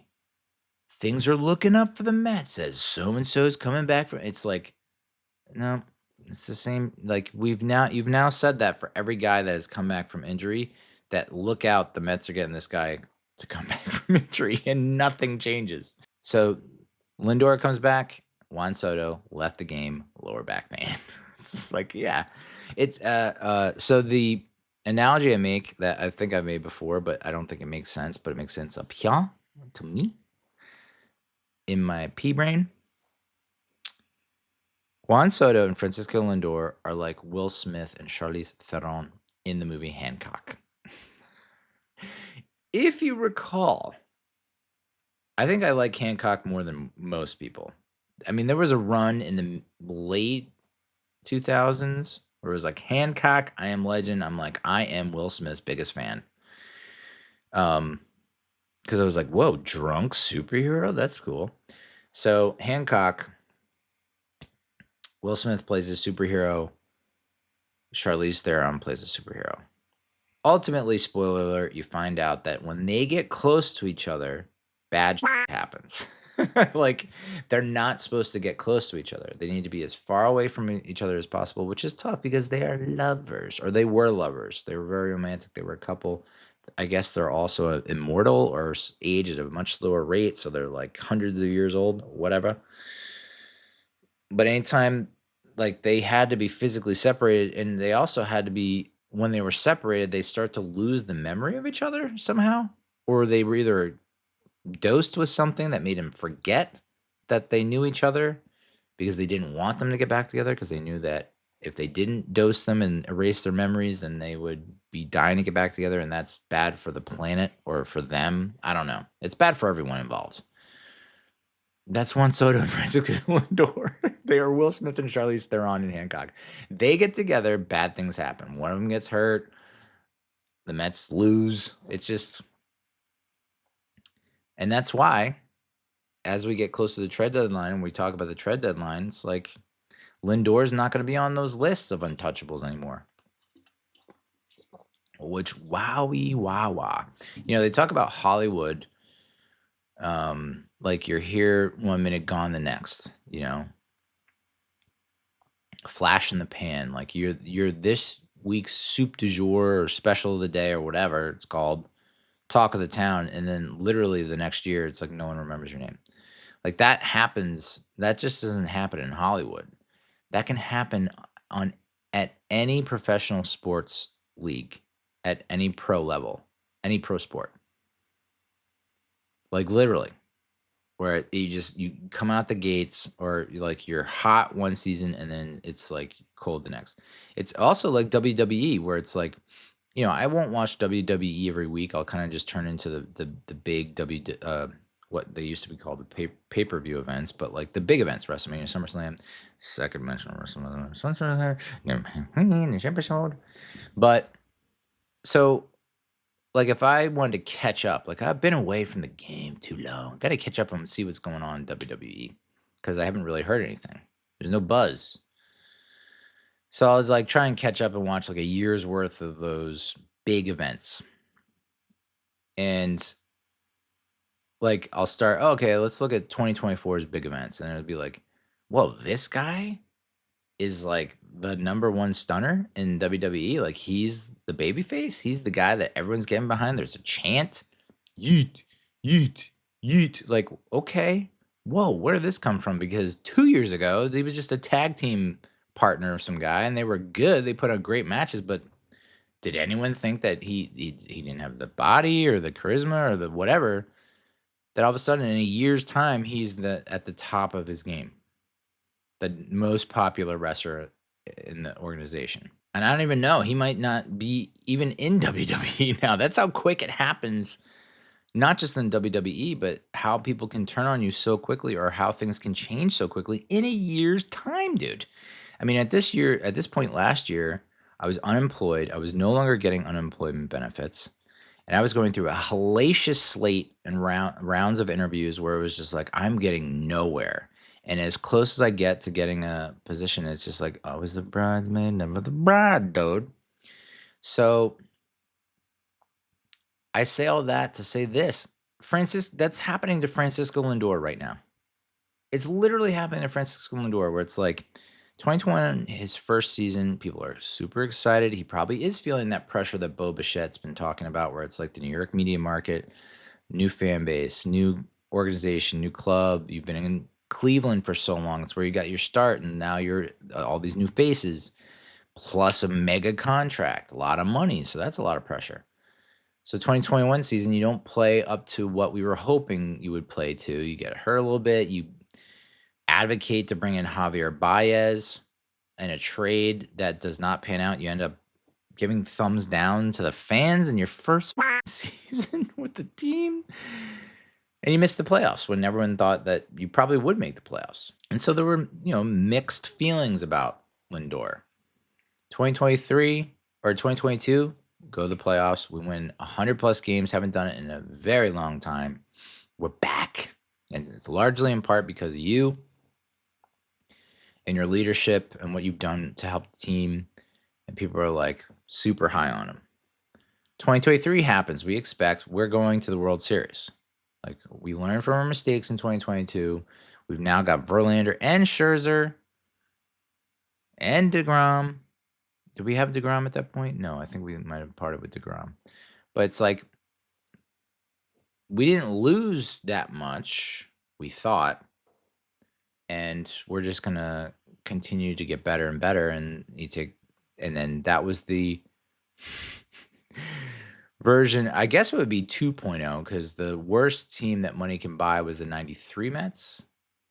So the 2023 Mets, how fitting on the 30th anniversary, are like the worst team that money can buy 2.0. Little did we know the 2025 Mets would be the worst team that money could buy 3.0. Now the 2026 Mets are the worst team that money can buy 4.0, but I think the 4.0 has to be the bet, like the worst of the worst teams that money can buy. Like if you were to rank the worst, if you were to rank the worst teams that money could buy, where would you put it? I guess the 93 Mets, the OG, would have to be number one, but I think 2023 is number two. 2025 is third. And 2026 is fourth? No. Honest to God, it's tough. I feel like 2026 has to be number two underneath 1993. And then you go 2023, 2025 is the last. Because 2023, I don't think we had a chance to make the playoffs down the stretch. 2025, we were right there. And we missed it by half game, one game. It's like we beat the Marlins. There we go, the playoffs. So I would say they're the best. The 2025 Mets are the best of the worst teams that money can buy. But 2026 has to be a very close second to the 1993 team. Very close second. Last year in 2025, the Mets finished 18th in the majors with a 4.13 ERA, which included an MLB leading 2.78 mark through June 13th and a 5.31 mark after that. The rotation entered the last full week in June, against the Cubs and Phillies, ranked 27th in the majors with a 4.74 ERA. Kodai Senga missed much of the season due to a back injury, then walked off the mound to a chorus of boos, carrying a 10.08 ERA. He was eventually moved to the bullpen, where I guess he did a little bit better. The Phillies have rebounded from a tough start to turn back the clock to 2023. Yeah, it was essentially it's a repeat in Philadelphia. 2023, I think, they get off to the subpar start. They fire their manager. The new guy comes in. They go on a run. 2026, in April, somewhat early-ish in the season, fire the manager. They go on a streak. Now, health-wise, I think they've been healthier than the Mets have been. But, it's just like it's not unheard of, dude. Like, other teams have got off to poor starts and have rebounded, and we just haven't. And I mean, I guess, yes, you can cite injuries, but I don't know. And Jeremy Hefner transformed the Braves into one of the MLB's best staffs. Yeah, he's getting a lot of credit down there in Georgia. It's all peachy down there with Hefner and his squad. His coaching staff helping the Braves out. Although the Braves went on a slide recently. I know when the Mets recently faced the Braves in their last series in July or June, it was like, all right, well, here's the Mets record over the past 20 games. Not great, but the Braves actually have a worse record than the Mets. And then the Braves went out and I think they swept us. It's just like, and then we also were facing another team that had a worse record than us over the past 20 games and lost to them, I think. Was it the Royals? It might have been the Royals. Although we did take 2 or 3. And I was just like, wow, the Mets are bad. I thought the Mets were the worst team in all of Major League Baseball. The Royals might have edged them out. Mets entered the doubleheader with the Cubs, last place in the NL East, 34-44. No, check that, 34-46. The Mets made 6 errors in the doubleheader's nightcap, plus a passed ball, plus 2 fly balls in the top of the ninth that weren't errors, but defined definite plums, which is a new one. Look at the plums on that dude. I'd like to gargle his plums. Plums, plays left unmade, which it's wild that has not been a stat or a metric, considering all the friggin' ridiculous stats that baseball has, and there are no shortage of wacky, wonky, obscure, completely unnecessary statistics and metrics. And this is coming from a data analyst. It's like, guys, can we just stop inventing statistics to determine a baseball player's worth and value? No other sport goes to this absolute insane degree of measurement and methodology to analyze their players. That said, plums make sense. As a pitcher, it sucks when it's like, that's not going to go down as an error, but 9 times out of 10, that guy should make that play. That should be an out.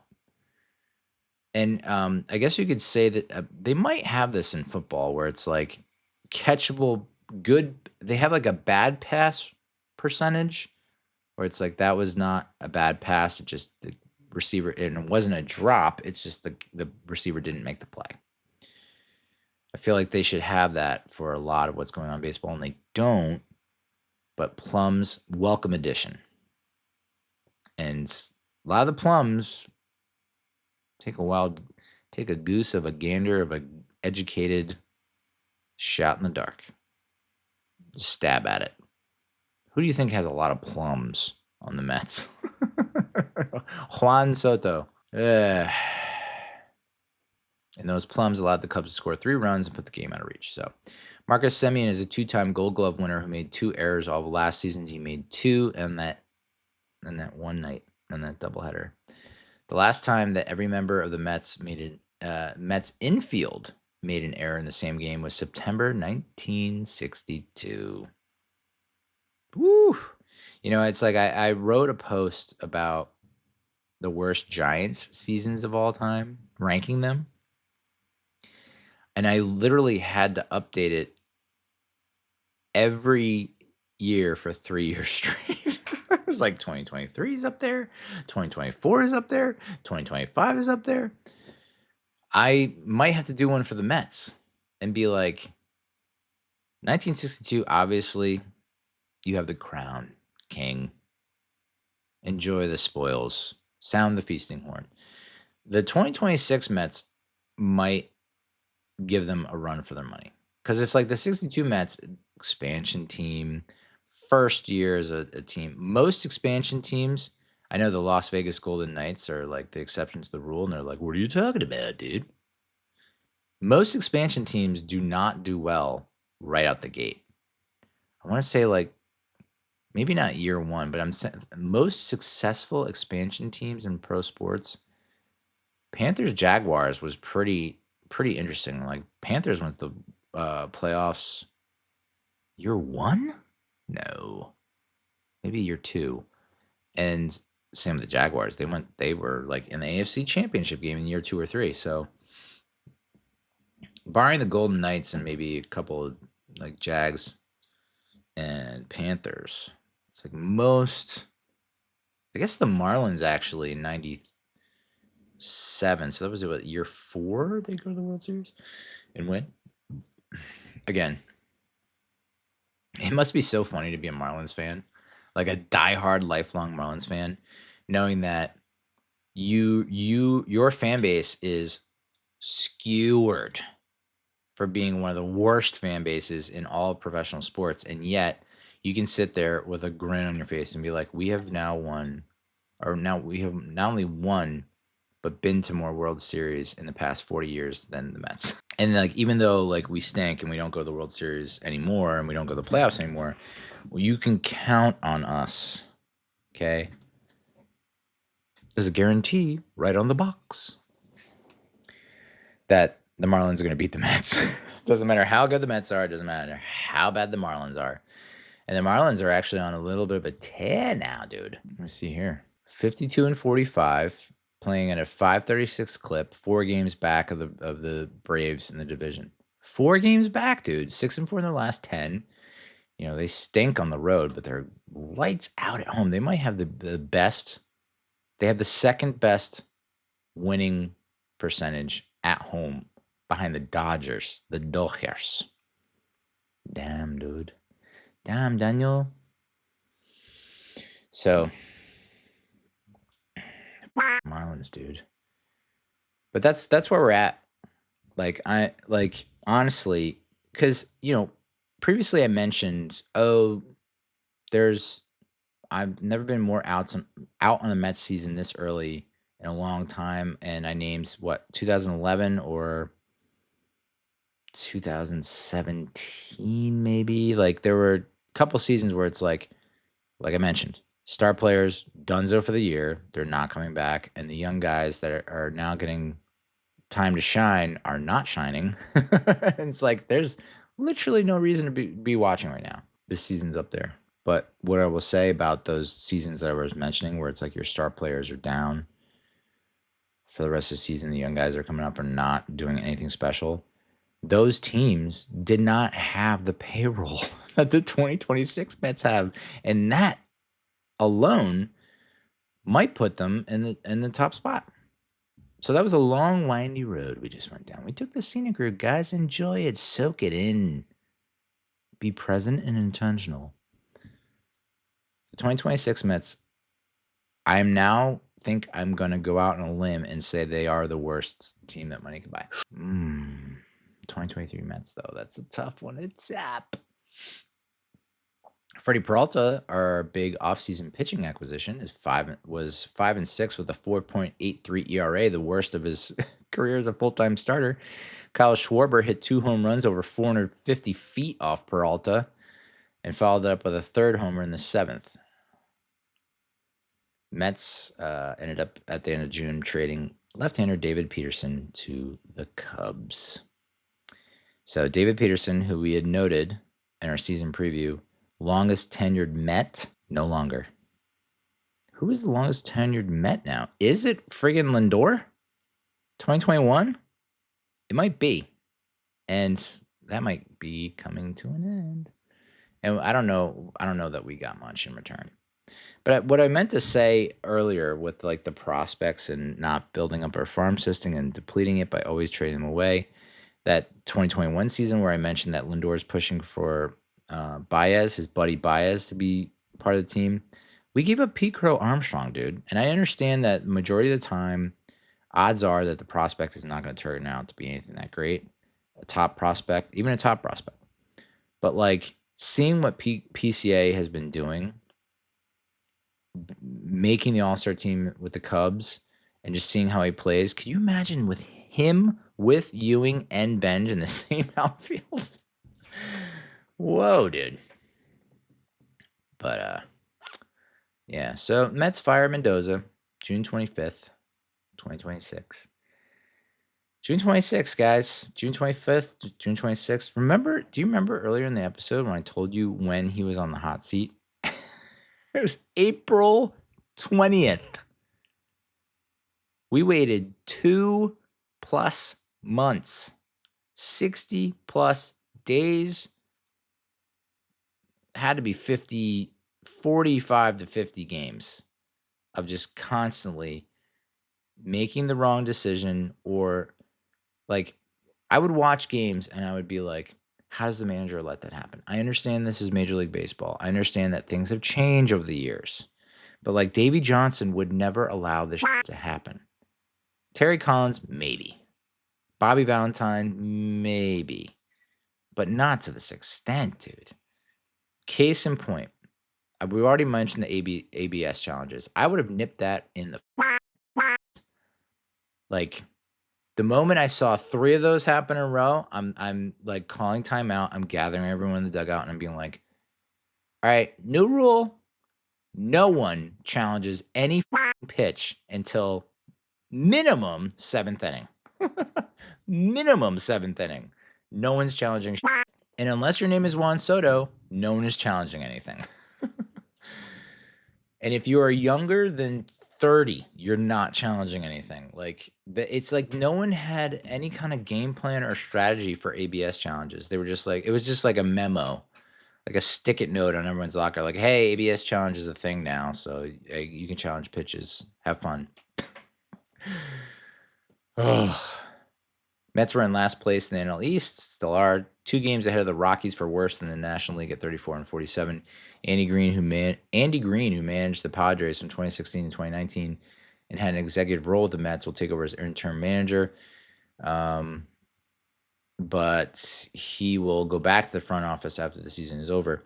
So the other example that I've been giving about Mendoza, just you are a manager in title only. Like, I don't know. Yes, he's a player's coach. The players loved him. They were extremely upset and sad to see him leave. I think everyone in the organization was sad to see him leave. But at the same time, dude, you have to have some kind of backbone and some kind of, I don't know if it's discipline, but like, you can't keep excusing all this behavior. And the one thing I'll say about Andy Green, not that like he's completely 180'd this team and turned them around, but at the same time, like he challenges players, young players, that he's a little more vocal, not vocal, but yeah, vocal, just assertive. Like, this is a teaching moment. This is a coaching moment. This is like, I'm not going to excuse this player. I'm going to challenge them because that's how you get the best out of people. So I do like that about Andy Green. Not that it's like it's paying that many dividends, but it does feel like we're at least a little bit better than we were under Mendoza. I know it didn't get off to the hottest of starts at post-Mendoza era, but it's just like, you don't feel like it's completely over right away, or you feel like you have a little bit of a chance. I don't know. But the example I point to, and I know there are plenty of people out there who'll get on me for this, but dude, I'm watching the game. Juan Soto's up. I think there's runners on base. It's a day game, might have been a Sunday game. It's very early in the game. It's not late. It's not like, oh, we have the chance to win or tie it. Juan Soto, not only the Mets' best hitter, best hitter in the National League, best hitter in the major leagues, will go down as is already one of the best hitters in Major League Baseball history, surefire Hall of Famer, insane OPS. I think he leads the National League or all the majors in OPS, or he's up there. He's like 980 something. Bunts the ball. He bunted the ball. He bunted. The guy who had hit at one point 8 home runs in 12 games. The guy who's like on pace to hit 50 home runs in a season. 9-something OPS. Sacrifice bunt. And this is why I can't be like an executive C-level, C-suite executive, vice president, whatever, president. I would lose my goddamn mind. And wherever I was at that moment, I would absolutely pull a Jerry Jones, George Steinbrenner move and go immediately myself stomp down to the dugout and be like, bench him or you're fired. Like the fact that was allowed to happen, and in the post game, he was asked about it and he just kind of laughed it off, like, hey, yeah. Just like shrugging his shoulders, like, what do you want me to do? And it's like, just maybe be a coach. Like Juan Soto is still like 27. It's not like he's this 34, 39-year-old guy who's been seen some shit, is too old for it. Like, he's still 27. Like, why did he bunt there? You know, he answered the question as if like, and I said to my mom, I was like, so wait, there's 2 alternatives here. One, he gave the signal to have Juan Soto bunt. If that's the case, you're automatically fired, dude. Or 2, he allowed it to happen and didn't talk to Juan Soto. Either way, you should be fired, dude. Like, that's this, and the fact that the ABS challenges. So it's the ABS challenges, the having your best hitter in all of baseball history bunt, sacrifice bunt early in the game when you have runners on base. Like, it's just little things like that, you know, I know everyone's like, oh, don't blame Carlos Mendoza. Don't blame Mendoza. It's not his fault. Look at all the injuries. You know, look at what Stearns provided him. And everyone likes to point the finger at Stearns, and Stearns should be gone as well. Like, it shouldn't just be Mendoza. It should be Stearns too, because Stearns put Mendoza in that position. But at the same time, Mendoza also had the 2025 team. And barring some gimmicks and some magic that happened in 2024, it was rough for a lot of 2024 as well. So, you know, a lot of player development that goes on is the coaching staff, dude. Why hasn't Mark Vientos capitalized on his 2024 season? Why has he not maintained that level of performance? Francisco Alvarez, when he came up in like 2022, 2023, and was like, whoa, we got our guy. We got our franchise catcher. Why hasn't he progressed? I said the same thing about Brian Dable. I was like, we had these young guys that come in with a moderate amount of coaching, put up great numbers, and then recede and regress in year 2, year 3, year 4. And it's like, that's on the coaches. So it's like, yeah, I mean, I guess I feel bad for him, and you can totally make excuses for him and say it's injuries and what Stearns provided him with and what he had to deal with and the person. It's like, but the good managers rise above that. Now, I'm not saying that we should be in first place with all the injuries, and we should be, you know, we shouldn't be this far out of wild card contention by now. Like, there are plenty of games where it's like, I don't know. So now we're in the market for our 5th full-time manager since Terry Collins retired following the retired, quote unquote, Tom Coughlin style after the 2017 season. And the short list of candidates is Carlos Beltran, Albert Pujols, David Ross, and Alex Cora. Of those four, it's like, yeah, I guess Beltran would be a great story, but we have been down this road. And if you're Carlos Beltran, why would you even consider it at this point? This Mets organization has really fucked you over and done you wrong. And I know we're like supposed to retire his number at some point this summer. If we haven't already done it, I have no clue. Like I said, I've tuned out. But why would you go down this road again? Like, if they hire you, you have the press conference, you take the photos, and then they fire you again. It's like you are legally within your right to burn down Citi Field and put out hits on all the front office members. Like, it's why we fired him in the first place because of the stupid Astros scandal is beyond me. It's almost like conspiracy brain. Major League Baseball went to the Mets and they're like, you have to fire him. You have to fire him or we're going to make your lives living hell. That's the only reason I can think of because, like, I don't know. Like, Alex Cora had to experience, what did Alex Cora go through? He didn't get fired. I know that. He, like, got suspended or something like that. And then came back and was, took them to the playoffs. So it's so stupid that we fired him. And I think it set the franchise back a long time. Albert Pujols is a ridiculous wild card of a selection or nominee candidate. It's just like, no way is Albert Pujols going to be the Mets manager. Are you sick?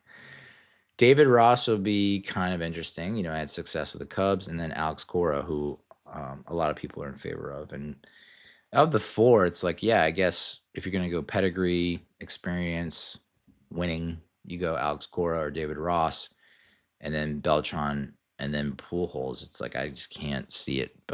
And then late June, this is when we have the story come out from The Athletic about the Mets' lack of leadership in the clubhouse. Again with this again. And now it's at the point where where there's smoke, there's fire. Where it's like, okay, this keeps being a story. Why does this keep being a story? Because it's a story. And I understand there's not a whole lot to talk about with how bad we are, and then this is how things like this happen, where we have these stories. But this is now how many years in a row since Lindor has been here that we have heard this story. Lack of leadership, lack of leadership, lack of leadership. Just saying. The signs. Jorge Polanco finally came back from the 10-day injured list 5 years later. Right wrist contusion, left Achilles bursitis. Hadn't played a big league game since April 14th against the Dodgers. Polanco at the time before he missed time with injury had a slash line of 179, 246, 286 with 2 RBIs. And since he's been gone, the Mets have used 6 first basemen. 6. All right, we gotta really quickly move through this. Got 10 minutes left. Yeah. So again, great signing, David Stearns. Way to go. Mets allowed a little league home run to the Blue Jays. Lost 2-1. Mets, despite defensively how poorly they seem to play sometimes, they actually ranked 8th in the sport in defensive runs saved. So kudos, David Stearns, for. All right. we had some technical difficulties. My computer is so old.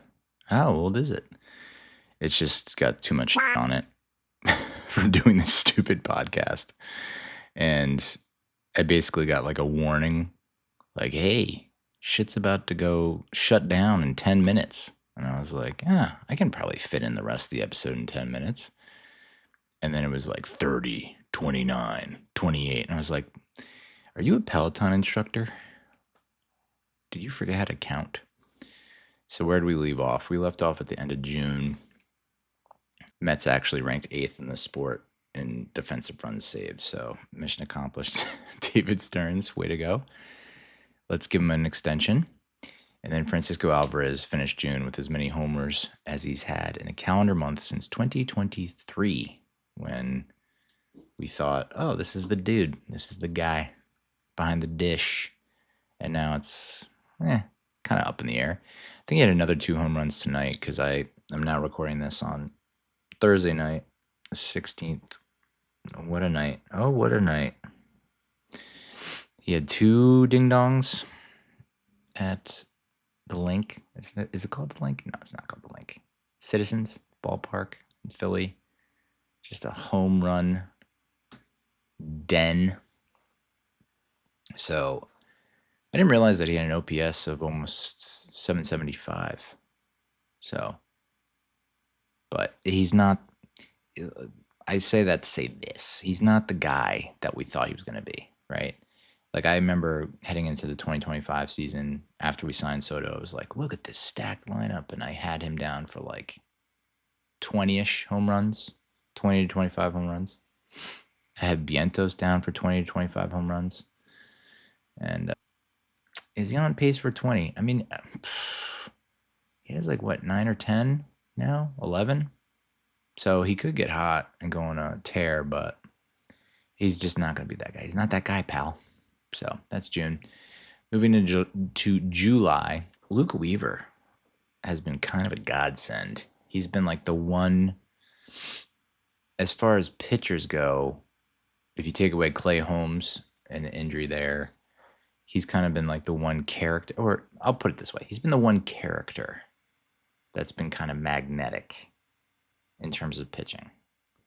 You know, like fielding position-wise, hitting, like Benge and Ewing are pretty much stealing the show. But in terms of like the bullpen, the starting rotation, Luke Weaver's the guy, right? He had that epic picture where he saved one game or middle of the game and then like there's fireworks behind him or something. It was like, you know, Time has that picture of the year that they always award. And I'm like, how is this not the picture of the year? And then he had that great post-game interview with Gelbsy where he's like, credit to him for being able to give that kind of interview and have that enthusiasm and try and really fire up the crowd when it's like everyone else is in the dumps. So I like Luke Weaver.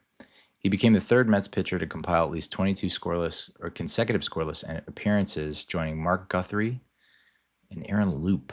Mark Guthrie, do not remember him. 33 straight consecutive scoreless appearances in 2002. 2002 was a tough year, man. Tough year. Tough. And Aaron Loop, 23 straight consecutive scoreless innings in 2021. The major league record is 40 consecutive scoreless appearances. Mets owner Steve Cohen admitted that the David Stearns track record in Queens has been inconsistent. No shit. But says the executive is safe through at least the end of his contract, which runs through the 2028 season. I guess if you're Steve Cohen, you're just like, well, I guess this year's an anomaly and everyone got hurt. And if everyone's healthy, like, do you give it, like, we're in 2026. If you have another, like, if 2027 is you miss the playoffs again, why are you sticking with him for 2028? I don't know. It's grim, guys. The outlook is grim. And especially Cohen coming out and saying, like, I mean, just the statements he's making, which I appreciate his candor and his honesty. And he's you know, he keeps it real, but he's just like, yeah, it's concerning. Like, it's concerning that our 2 best players are 2 players with the biggest contracts, like, not getting along. You know, Soto and Lindor. And I don't know if I mentioned this last night because I was in a purple haze all in my brain. And it wasn't from the Canadian fire that's happening yet again. Check your air quality index, my guy. It's in the purple. What the fudge? Canada, get your together. Blame Canada? Yeah, I blame Canada. But I don't even know if I mentioned this last night, but Lindor, I almost tweeted this. I might have tweeted this. I don't know. And I almost left it as a comment on the Athletic article, that story, where it's like, why is the Athletic publishing this story if it's not a story? Like, if it's, hey, nothing to see here. It's like that Frank Drebin Naked Gun meme where it's like he's just standing in front of a burning building, like nothing to see here. That's what the Mets are doing. And I almost left a comment and I almost tweeted it, but let's just put our cards on the table here. Lindor had a strained relationship with Jeff McNeil. They tried to cover it up.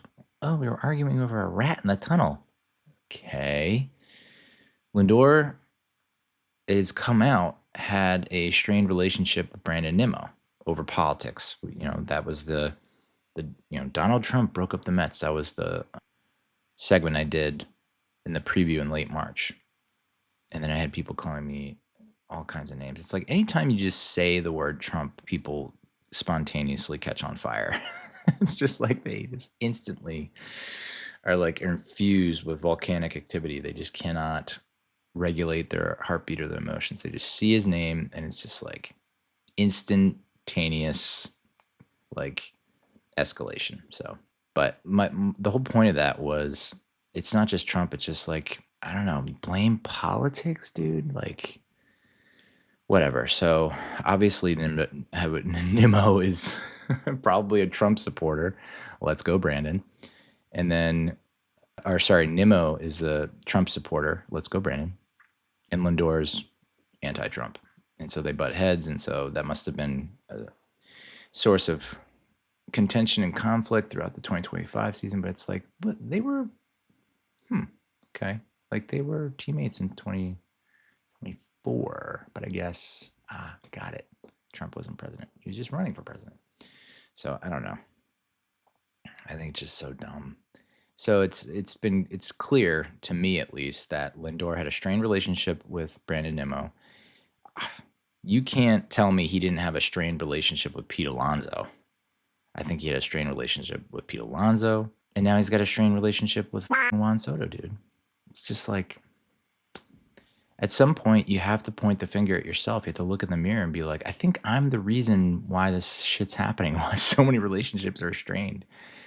And I know that there are members of the media and the press who have given Lindor his kudos for standing there at his locker during a lot of really tough post-game interviews and taking it on the chin and taking responsibility and accountability. But that's what the press and the media, like, what is he like in the clubhouse behind closed doors when the camera's not on him? I don't know. It just, where there's smoke, there's fire. I think I've said that a couple times, and now I'm sure someone will get offended because of the fire in Canada that I said that. Sorry. But it's like, dude, we traded McNeil, we didn't re-sign Alonso, and we traded Nimmo. And we also traded for Javier Baez, your best friend, and missed the playoffs, and you gave thumbs down to the crowd. So it just feels like it may be a Lindor problem. And that's why I wouldn't be surprised if he's shipped off somewhere else and traded this trade deadline. Like they refused to put and we were up in arms. I wanted to put the C on his chest. I wanted to make him a captain after 2024 because he put the team not on his back, but I mean, that's the Lindor that we wanted. And we finally got it, and it was just like, yeah, crown his ass. And then 2025 is kind of, he's streaky. He goes in his slumps. He's inconsistent, gets off to a slow start, but then when he's hot, he's hot. And if you can get hot at the right moment, you're World Series bound. And he just, this year's been a total disaster for him. And it's like, Neal, are you really going to tap out on a guy after one bad season? But if we're going just by the numbers and it's one bad season, that's one thing. But like it's the bad season combined with, look at what are you the reason why they tore our team apart? Like, did Stearns and Cohen sit down with Lindor and be like, how can we make you happy? How can we turn you into a leader? Because that has been, like, I mentioned it last night in the first part of this episode. Like, we constantly are getting these stories about how there's no leadership in the clubhouse. There's no leadership. It's just like, all right. So, would I be shocked if he was dealt? No. It's just like, if it weren't for all these, why are there all these stories about Lindor and his relationship with other players and how they're strained? And it's just like, this is Mr. Smile. Isn't he supposed to be like happy-go-lucky, like clowning around? And I don't know. It just it seems off to me. And I wish like a Cleveland Indians/Guardians fan would come up in my DMs and give me this secret, spill the tea, my guy, because like this is just, it's getting out of control. So I don't see why you would stick, like, for Cohen to say what he did about he's concerned about the future, and then also in that same span say that David Stern's job is safe. Why? Why? Why is his job safe? When you said things are grim and you dismantled what was many to believed to be a playoff team. Like, we should have made the playoffs in 2025, should have made the playoffs in 2023. And you dismantled it thinking like Alonso was a problem, Nimmo was a problem, McNeil was a problem. Like, okay, McNeil's an a-hole. He's angry. I get it. Might be hard, abrasive, hard to get along with. Pete Alonso, dude, he's a goofy motherfucker. Brandon Nimmo is like God-fearing, Jesus freak. I don't know. It just seems off. And then on top of that, for Bichette to come out and say, well, it's a lot of new faces and it's a lot of pressure. It's just like, maybe this is just a one-off. They just write off the season. They're like, yeah, well, we're willing to sacrifice 2026 in order to get back to the playoffs and get to the next level in 2027. I'm just saying, dude, if 2027 you miss the playoffs, how does Stearns have a job? How? Are you going to blame injuries again?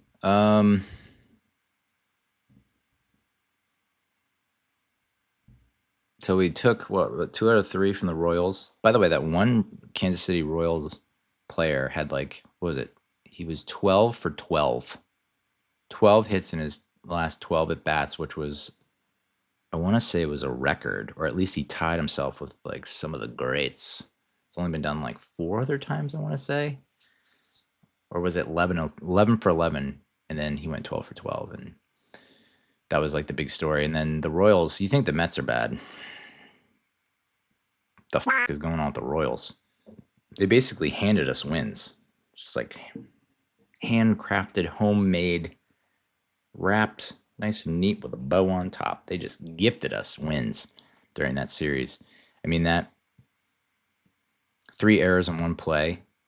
I remember looking at my watch because I was probably just running around with my daughter.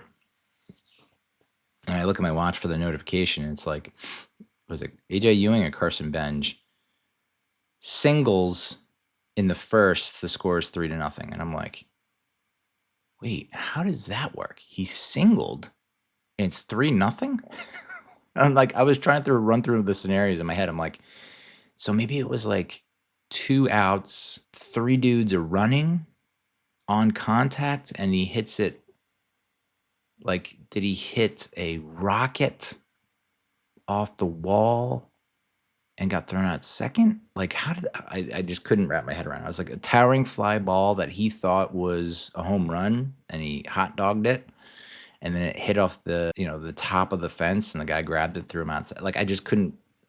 And then I watched the highlight. I'm like, oh, they just threw it around. Looks like my daughter's softball game. So, and then the Red Sox swept us after a delayed flight. They landed less than 3 hours before the scheduled first pitch in Queens Friday night, and then they swept our ass. That was like not even, it was just such an easy sweep too. It was just like, every time I looked up, Red Sox are threatening, got players on, hitting the ball. So we hit the All-Star break with a 40-57 record. Juan Soto had an incredible first half. His slash line was 294, 05, 562 with 21 home runs. Earned him the starting nod in the outfield for the National League. The All-Star game in Philly. He publicly urged fans to keep believing in the turnaround. Hey, it'll be a story for the ages if they could do that. But there was the MLB draft. Mets signed their top pick, right-handed pitcher Carson Wiggins from the University of Arkansas, a Razorback. Wiggins boasts a fastball that tops out at 102 miles per hour, signed for the full slot value of 3.46 mil. And that was their only selection, the top 91 picks of the draft. So it's just like round 3, pick 92 was Aiden Robbins, outfielder of Texas. Round 4, pick 120 was Shane Sadow, left-handed pitcher from Texas A&M. Apparently, I just found this out. I was like, what's going on here? I was on Facebook and scrolling, and I see a girl or woman now, but went to high school with her. She was my senior prom date. We kind of hit it off. I don't remember her being at our school freshman and sophomore year. If she was, completely missed it. I don't know how, because she's an attractive lass. And I remember junior year, we just like hit it off. And I would spend hours and hours on the phone with her. Was it junior year? Junior year, we kind of hit it off. And then I think senior year is when we really, it was the second semester junior year is when we first connected. And then I think we started to hit it off senior year because I remember talking on the phone with her at night for hours on end on the phone. Landline, motherfucker. And then I took her to senior prom. And we all know what happened then. Oh, you don't all know what happened then. I feel like I've told that story way too many times. That's for the Patreon. But anyway, yeah, it did not end well. There wasn't any bloodshed or anything like that. But like for me, for your boy, immaturity kicked in. And I did not handle the situation like I should have. And then I found out, like, I think I got drunk one night and I found her number because I went to Hopkins, she went to Loyola, and found her number, called her number at Loyola. She picked up and I was just like, hey, what's going on? She's like, she was pissed. And I was like, but that was the last time I ever talked to her. But good intentions. Just, that's not how she saw things. So, misunderstood. Me and Missy Misdemeanor Elliott, we're both misunderstood. So, hopefully, my fantasy is that I sit down with all these people that have had misunderstandings about me, and I just like course correct everything. I'm just like, check this out. Let me bring out the whiteboard. I'll diagram some shit, and you'll understand. I mean no harm.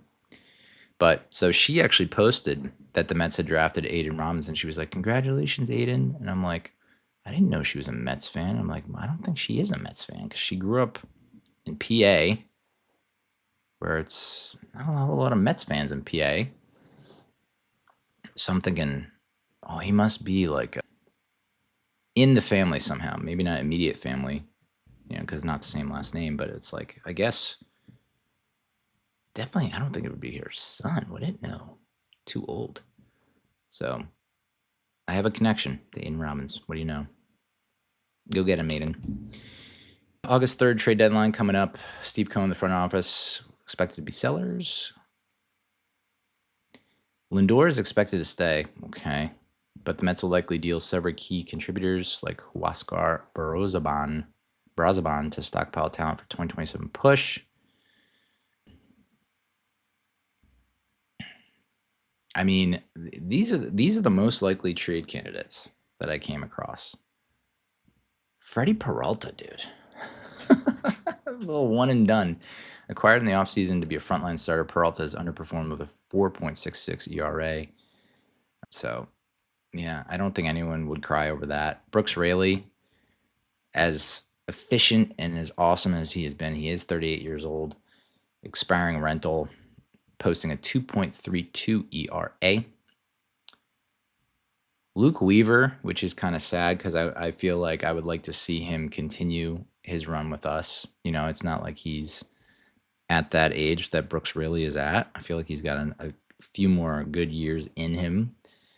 He has a sparkling whip, locks into an affordable $12.5 million salary for 2027. Considered one of the most valuable trade chips. Clay Holmes was pitching exceptionally before he suffered the fractured fibula. Holds an opt-out clause, mean, the Mets are highly motivated to trade him rather than risk losing him for nothing in free agency. And there are a lot of people saying, why not just extend his ass? It's not like we have a whole lot of options. I guess Christian Scott has come around, right? He had another nice outing tonight against the Phils. His ERA is like 2 something or in the low 3s. So if you can just stay healthy, you got Christian Scott. But other than that, it's like Nolan McLean, Christian Scott, Manaya's not part of your future plans, Senga's not part of your future plans, Peterson's gone, Holmes. Yeah, I mean, I don't mind extending him. I really don't.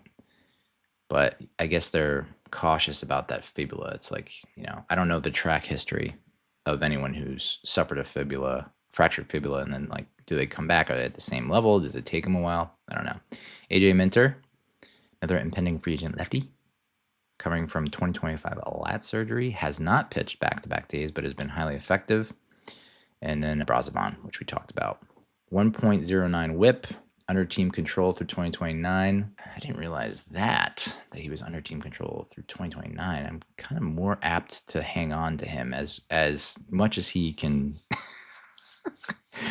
really frustrate you. Position players, as far as position players goes for trade candidates, Bo Bichette has an opt-out clause, owed roughly $40 million per year over his final 2 seasons. I don't know. I like Bichette. I like him. I think he's just having he's been very clear and vocal and public about his struggles and what he's going through, and the fact that he leads the team in the RBIs is something.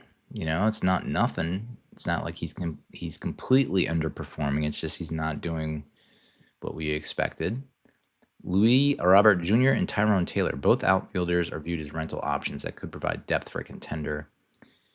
And yeah, I mean, considering what you have going in the outfield now, and Nick Morabito, the guy who got the Gary Carter's number, is also looking to come up with, was it Clifford, the big red dog? Ryan Clifford, is that his name? He's like the number 4 prospect. So outfield, you're kind of set, which is wild to say, because when we were going into this, when we went into the offseason and throughout the offseason and then heading into the season, it was just like, outfield, dude. What are we going to do about this outfield? And then both Alvarez and Torrens, nah, dude. Not after Torrens signed his contract. But Alvarez, I don't know that they would give up on Alvarez. But I know a lot of the fans have. A lot of the fans are just like, yeah, Vientos, Beatty, Alvarez, Mauricio, all 4,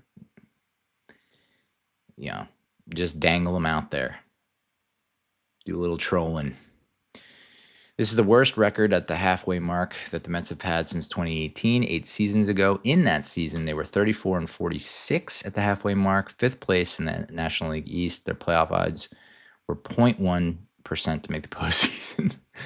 And the Pythagorean win-loss record wasn't much better. They ended up finishing 77-85 and 4th in the National League East. Mickey Callaway was the manager. Sandy Alderson was the GM. We were 10th of 15 in attendance that year. So, yeah. Like we mentioned to wrap up this episode, it's been done before. Case in point, 2023 Diamondbacks. Is that the team? Is that the squad? So, to make the playoffs at 84 wins and then go to the World Series, like, it's not that far-fetched. Can we get to 84 wins? I guess I could quickly take a look at the postseason odds real quick and the wild card standings, but, wild card standings, yeah, we're not even in the picture, dude. We're not even in, like, they literally cut it off after Cincinnati at 43-52. So we are now 41-57. Ooh, that's cold-blooded, because even like Baseball Reference, what are you doing? They have the Angels and the Royals and the Athletics in the hunt, and they all have the same or less wins than us. What do you got against us? Baseball Reference. So, we have to leapfrog a lot of teams. A lot of teams. It's just insanity that you can wake up and at the All-Star break and be like, so how the Mets start off the first half of the season? Well, they're in dead last, and they are 7 games behind the 4th place Nationals. Can you believe it? No, I cannot. So, yeah, we're expected to finish 75 and 87. And we could, this literally, Baseball Reference has the worst possible record with 90% confidence is 62 and 100. And our best record, they have us finishing at 75 and 87, dude. Ooh, that's rough. That's super rough. Is it the 62 Mets finished 40 and 120? I think, with the win tonight, we can safely say that we're not as bad as the 62 Mets. But how many seasons? 62 since 62 is a lot of seasons here, folks. 60, 66 seasons, something like that. And if we finish 62 and 100, that would be 1, 2, 3, 4, 5, 6, 7th worst win-loss record in franchise history. At 75 and 87, they would finish with the same record as the 2023 Mets, which hard to believe. Because I didn't think, the 2023 Mets were a disappointment. I just didn't think it was. It's hard to believe that. But, that's best case scenario. Best case scenario for the Mets right now. 90% confidence that their best record will be 75 and 87. And then we talked about the 2002 Mets, 75 and 86. So we're looking at, a lot of the teams that I was mentioning off the cuff earlier, that where I had lost total interest and just did not give a shit. 2017 finished 70 and 92. 2009 was another season where it's just this is brutal. I think the only player that I really gave a shit about was Gary Sheffield. I was like, as long as Chef is still cranking dingers. They finished 70 and 92. That 2004 season with Art Howe, they finished 71 and 91. Although that's when we started to see Reyes and Wright, so it wasn't total garbage. The 96 season was a little disappointing. But that's the beginning. That was Bernard Gilkey's best year. I love Bernard Gilkey. Shout out Bernard, dude. Got a little cameo in Men in Black. That was the beginning of the Bobby Valentine era. Turned things around. That 92 team sucked. So, yeah, I don't know. I've just never been so out on a season before like this. 2021 Mets finished 77 and 85. But they still kind of held your attention towards the end. It's just couldn't figure it out. In 2018, we got off to that hot start to begin the season, and then injuries and all that. 2011 was another season where it's I do not care about this team. It was Lucas Duda was about the only thing that I was tuning in for. 2014 was when DeGrom debuted. 2010 was another season where it's yikes, dude. Yeah, so brutal. Just brutal. 84 wins. Can you get to it? I don't think so. So that's the episode. Thank you so much for listening. Thank you so much for watching. And I want to say let's go Mets. You gotta believe, but if they're sellers at the deadline, I don't think that we're gonna see much of a miraculous push to end the season. So in my mind, I'm in Kunsalina. If you're a We Gotta Believe fan, we're in Kunsalina. I don't think, this is probably the last episode I'll do on the Mets for a long time. Maybe a season recap. I don't even know that we would need to do a season recap unless, I don't know, some September call-ups come up, because that's what made the end of 2018 somewhat watchable was Jeff McNeil, Brandon Nimmo. So are there September call-ups that will come up and you'd be like, oh, like we got Nolan McClain last year. Oh. But he was before the September, wasn't he? Yes, he was. Damn, homie. So, all right, that's the episode. Adios, muchachos.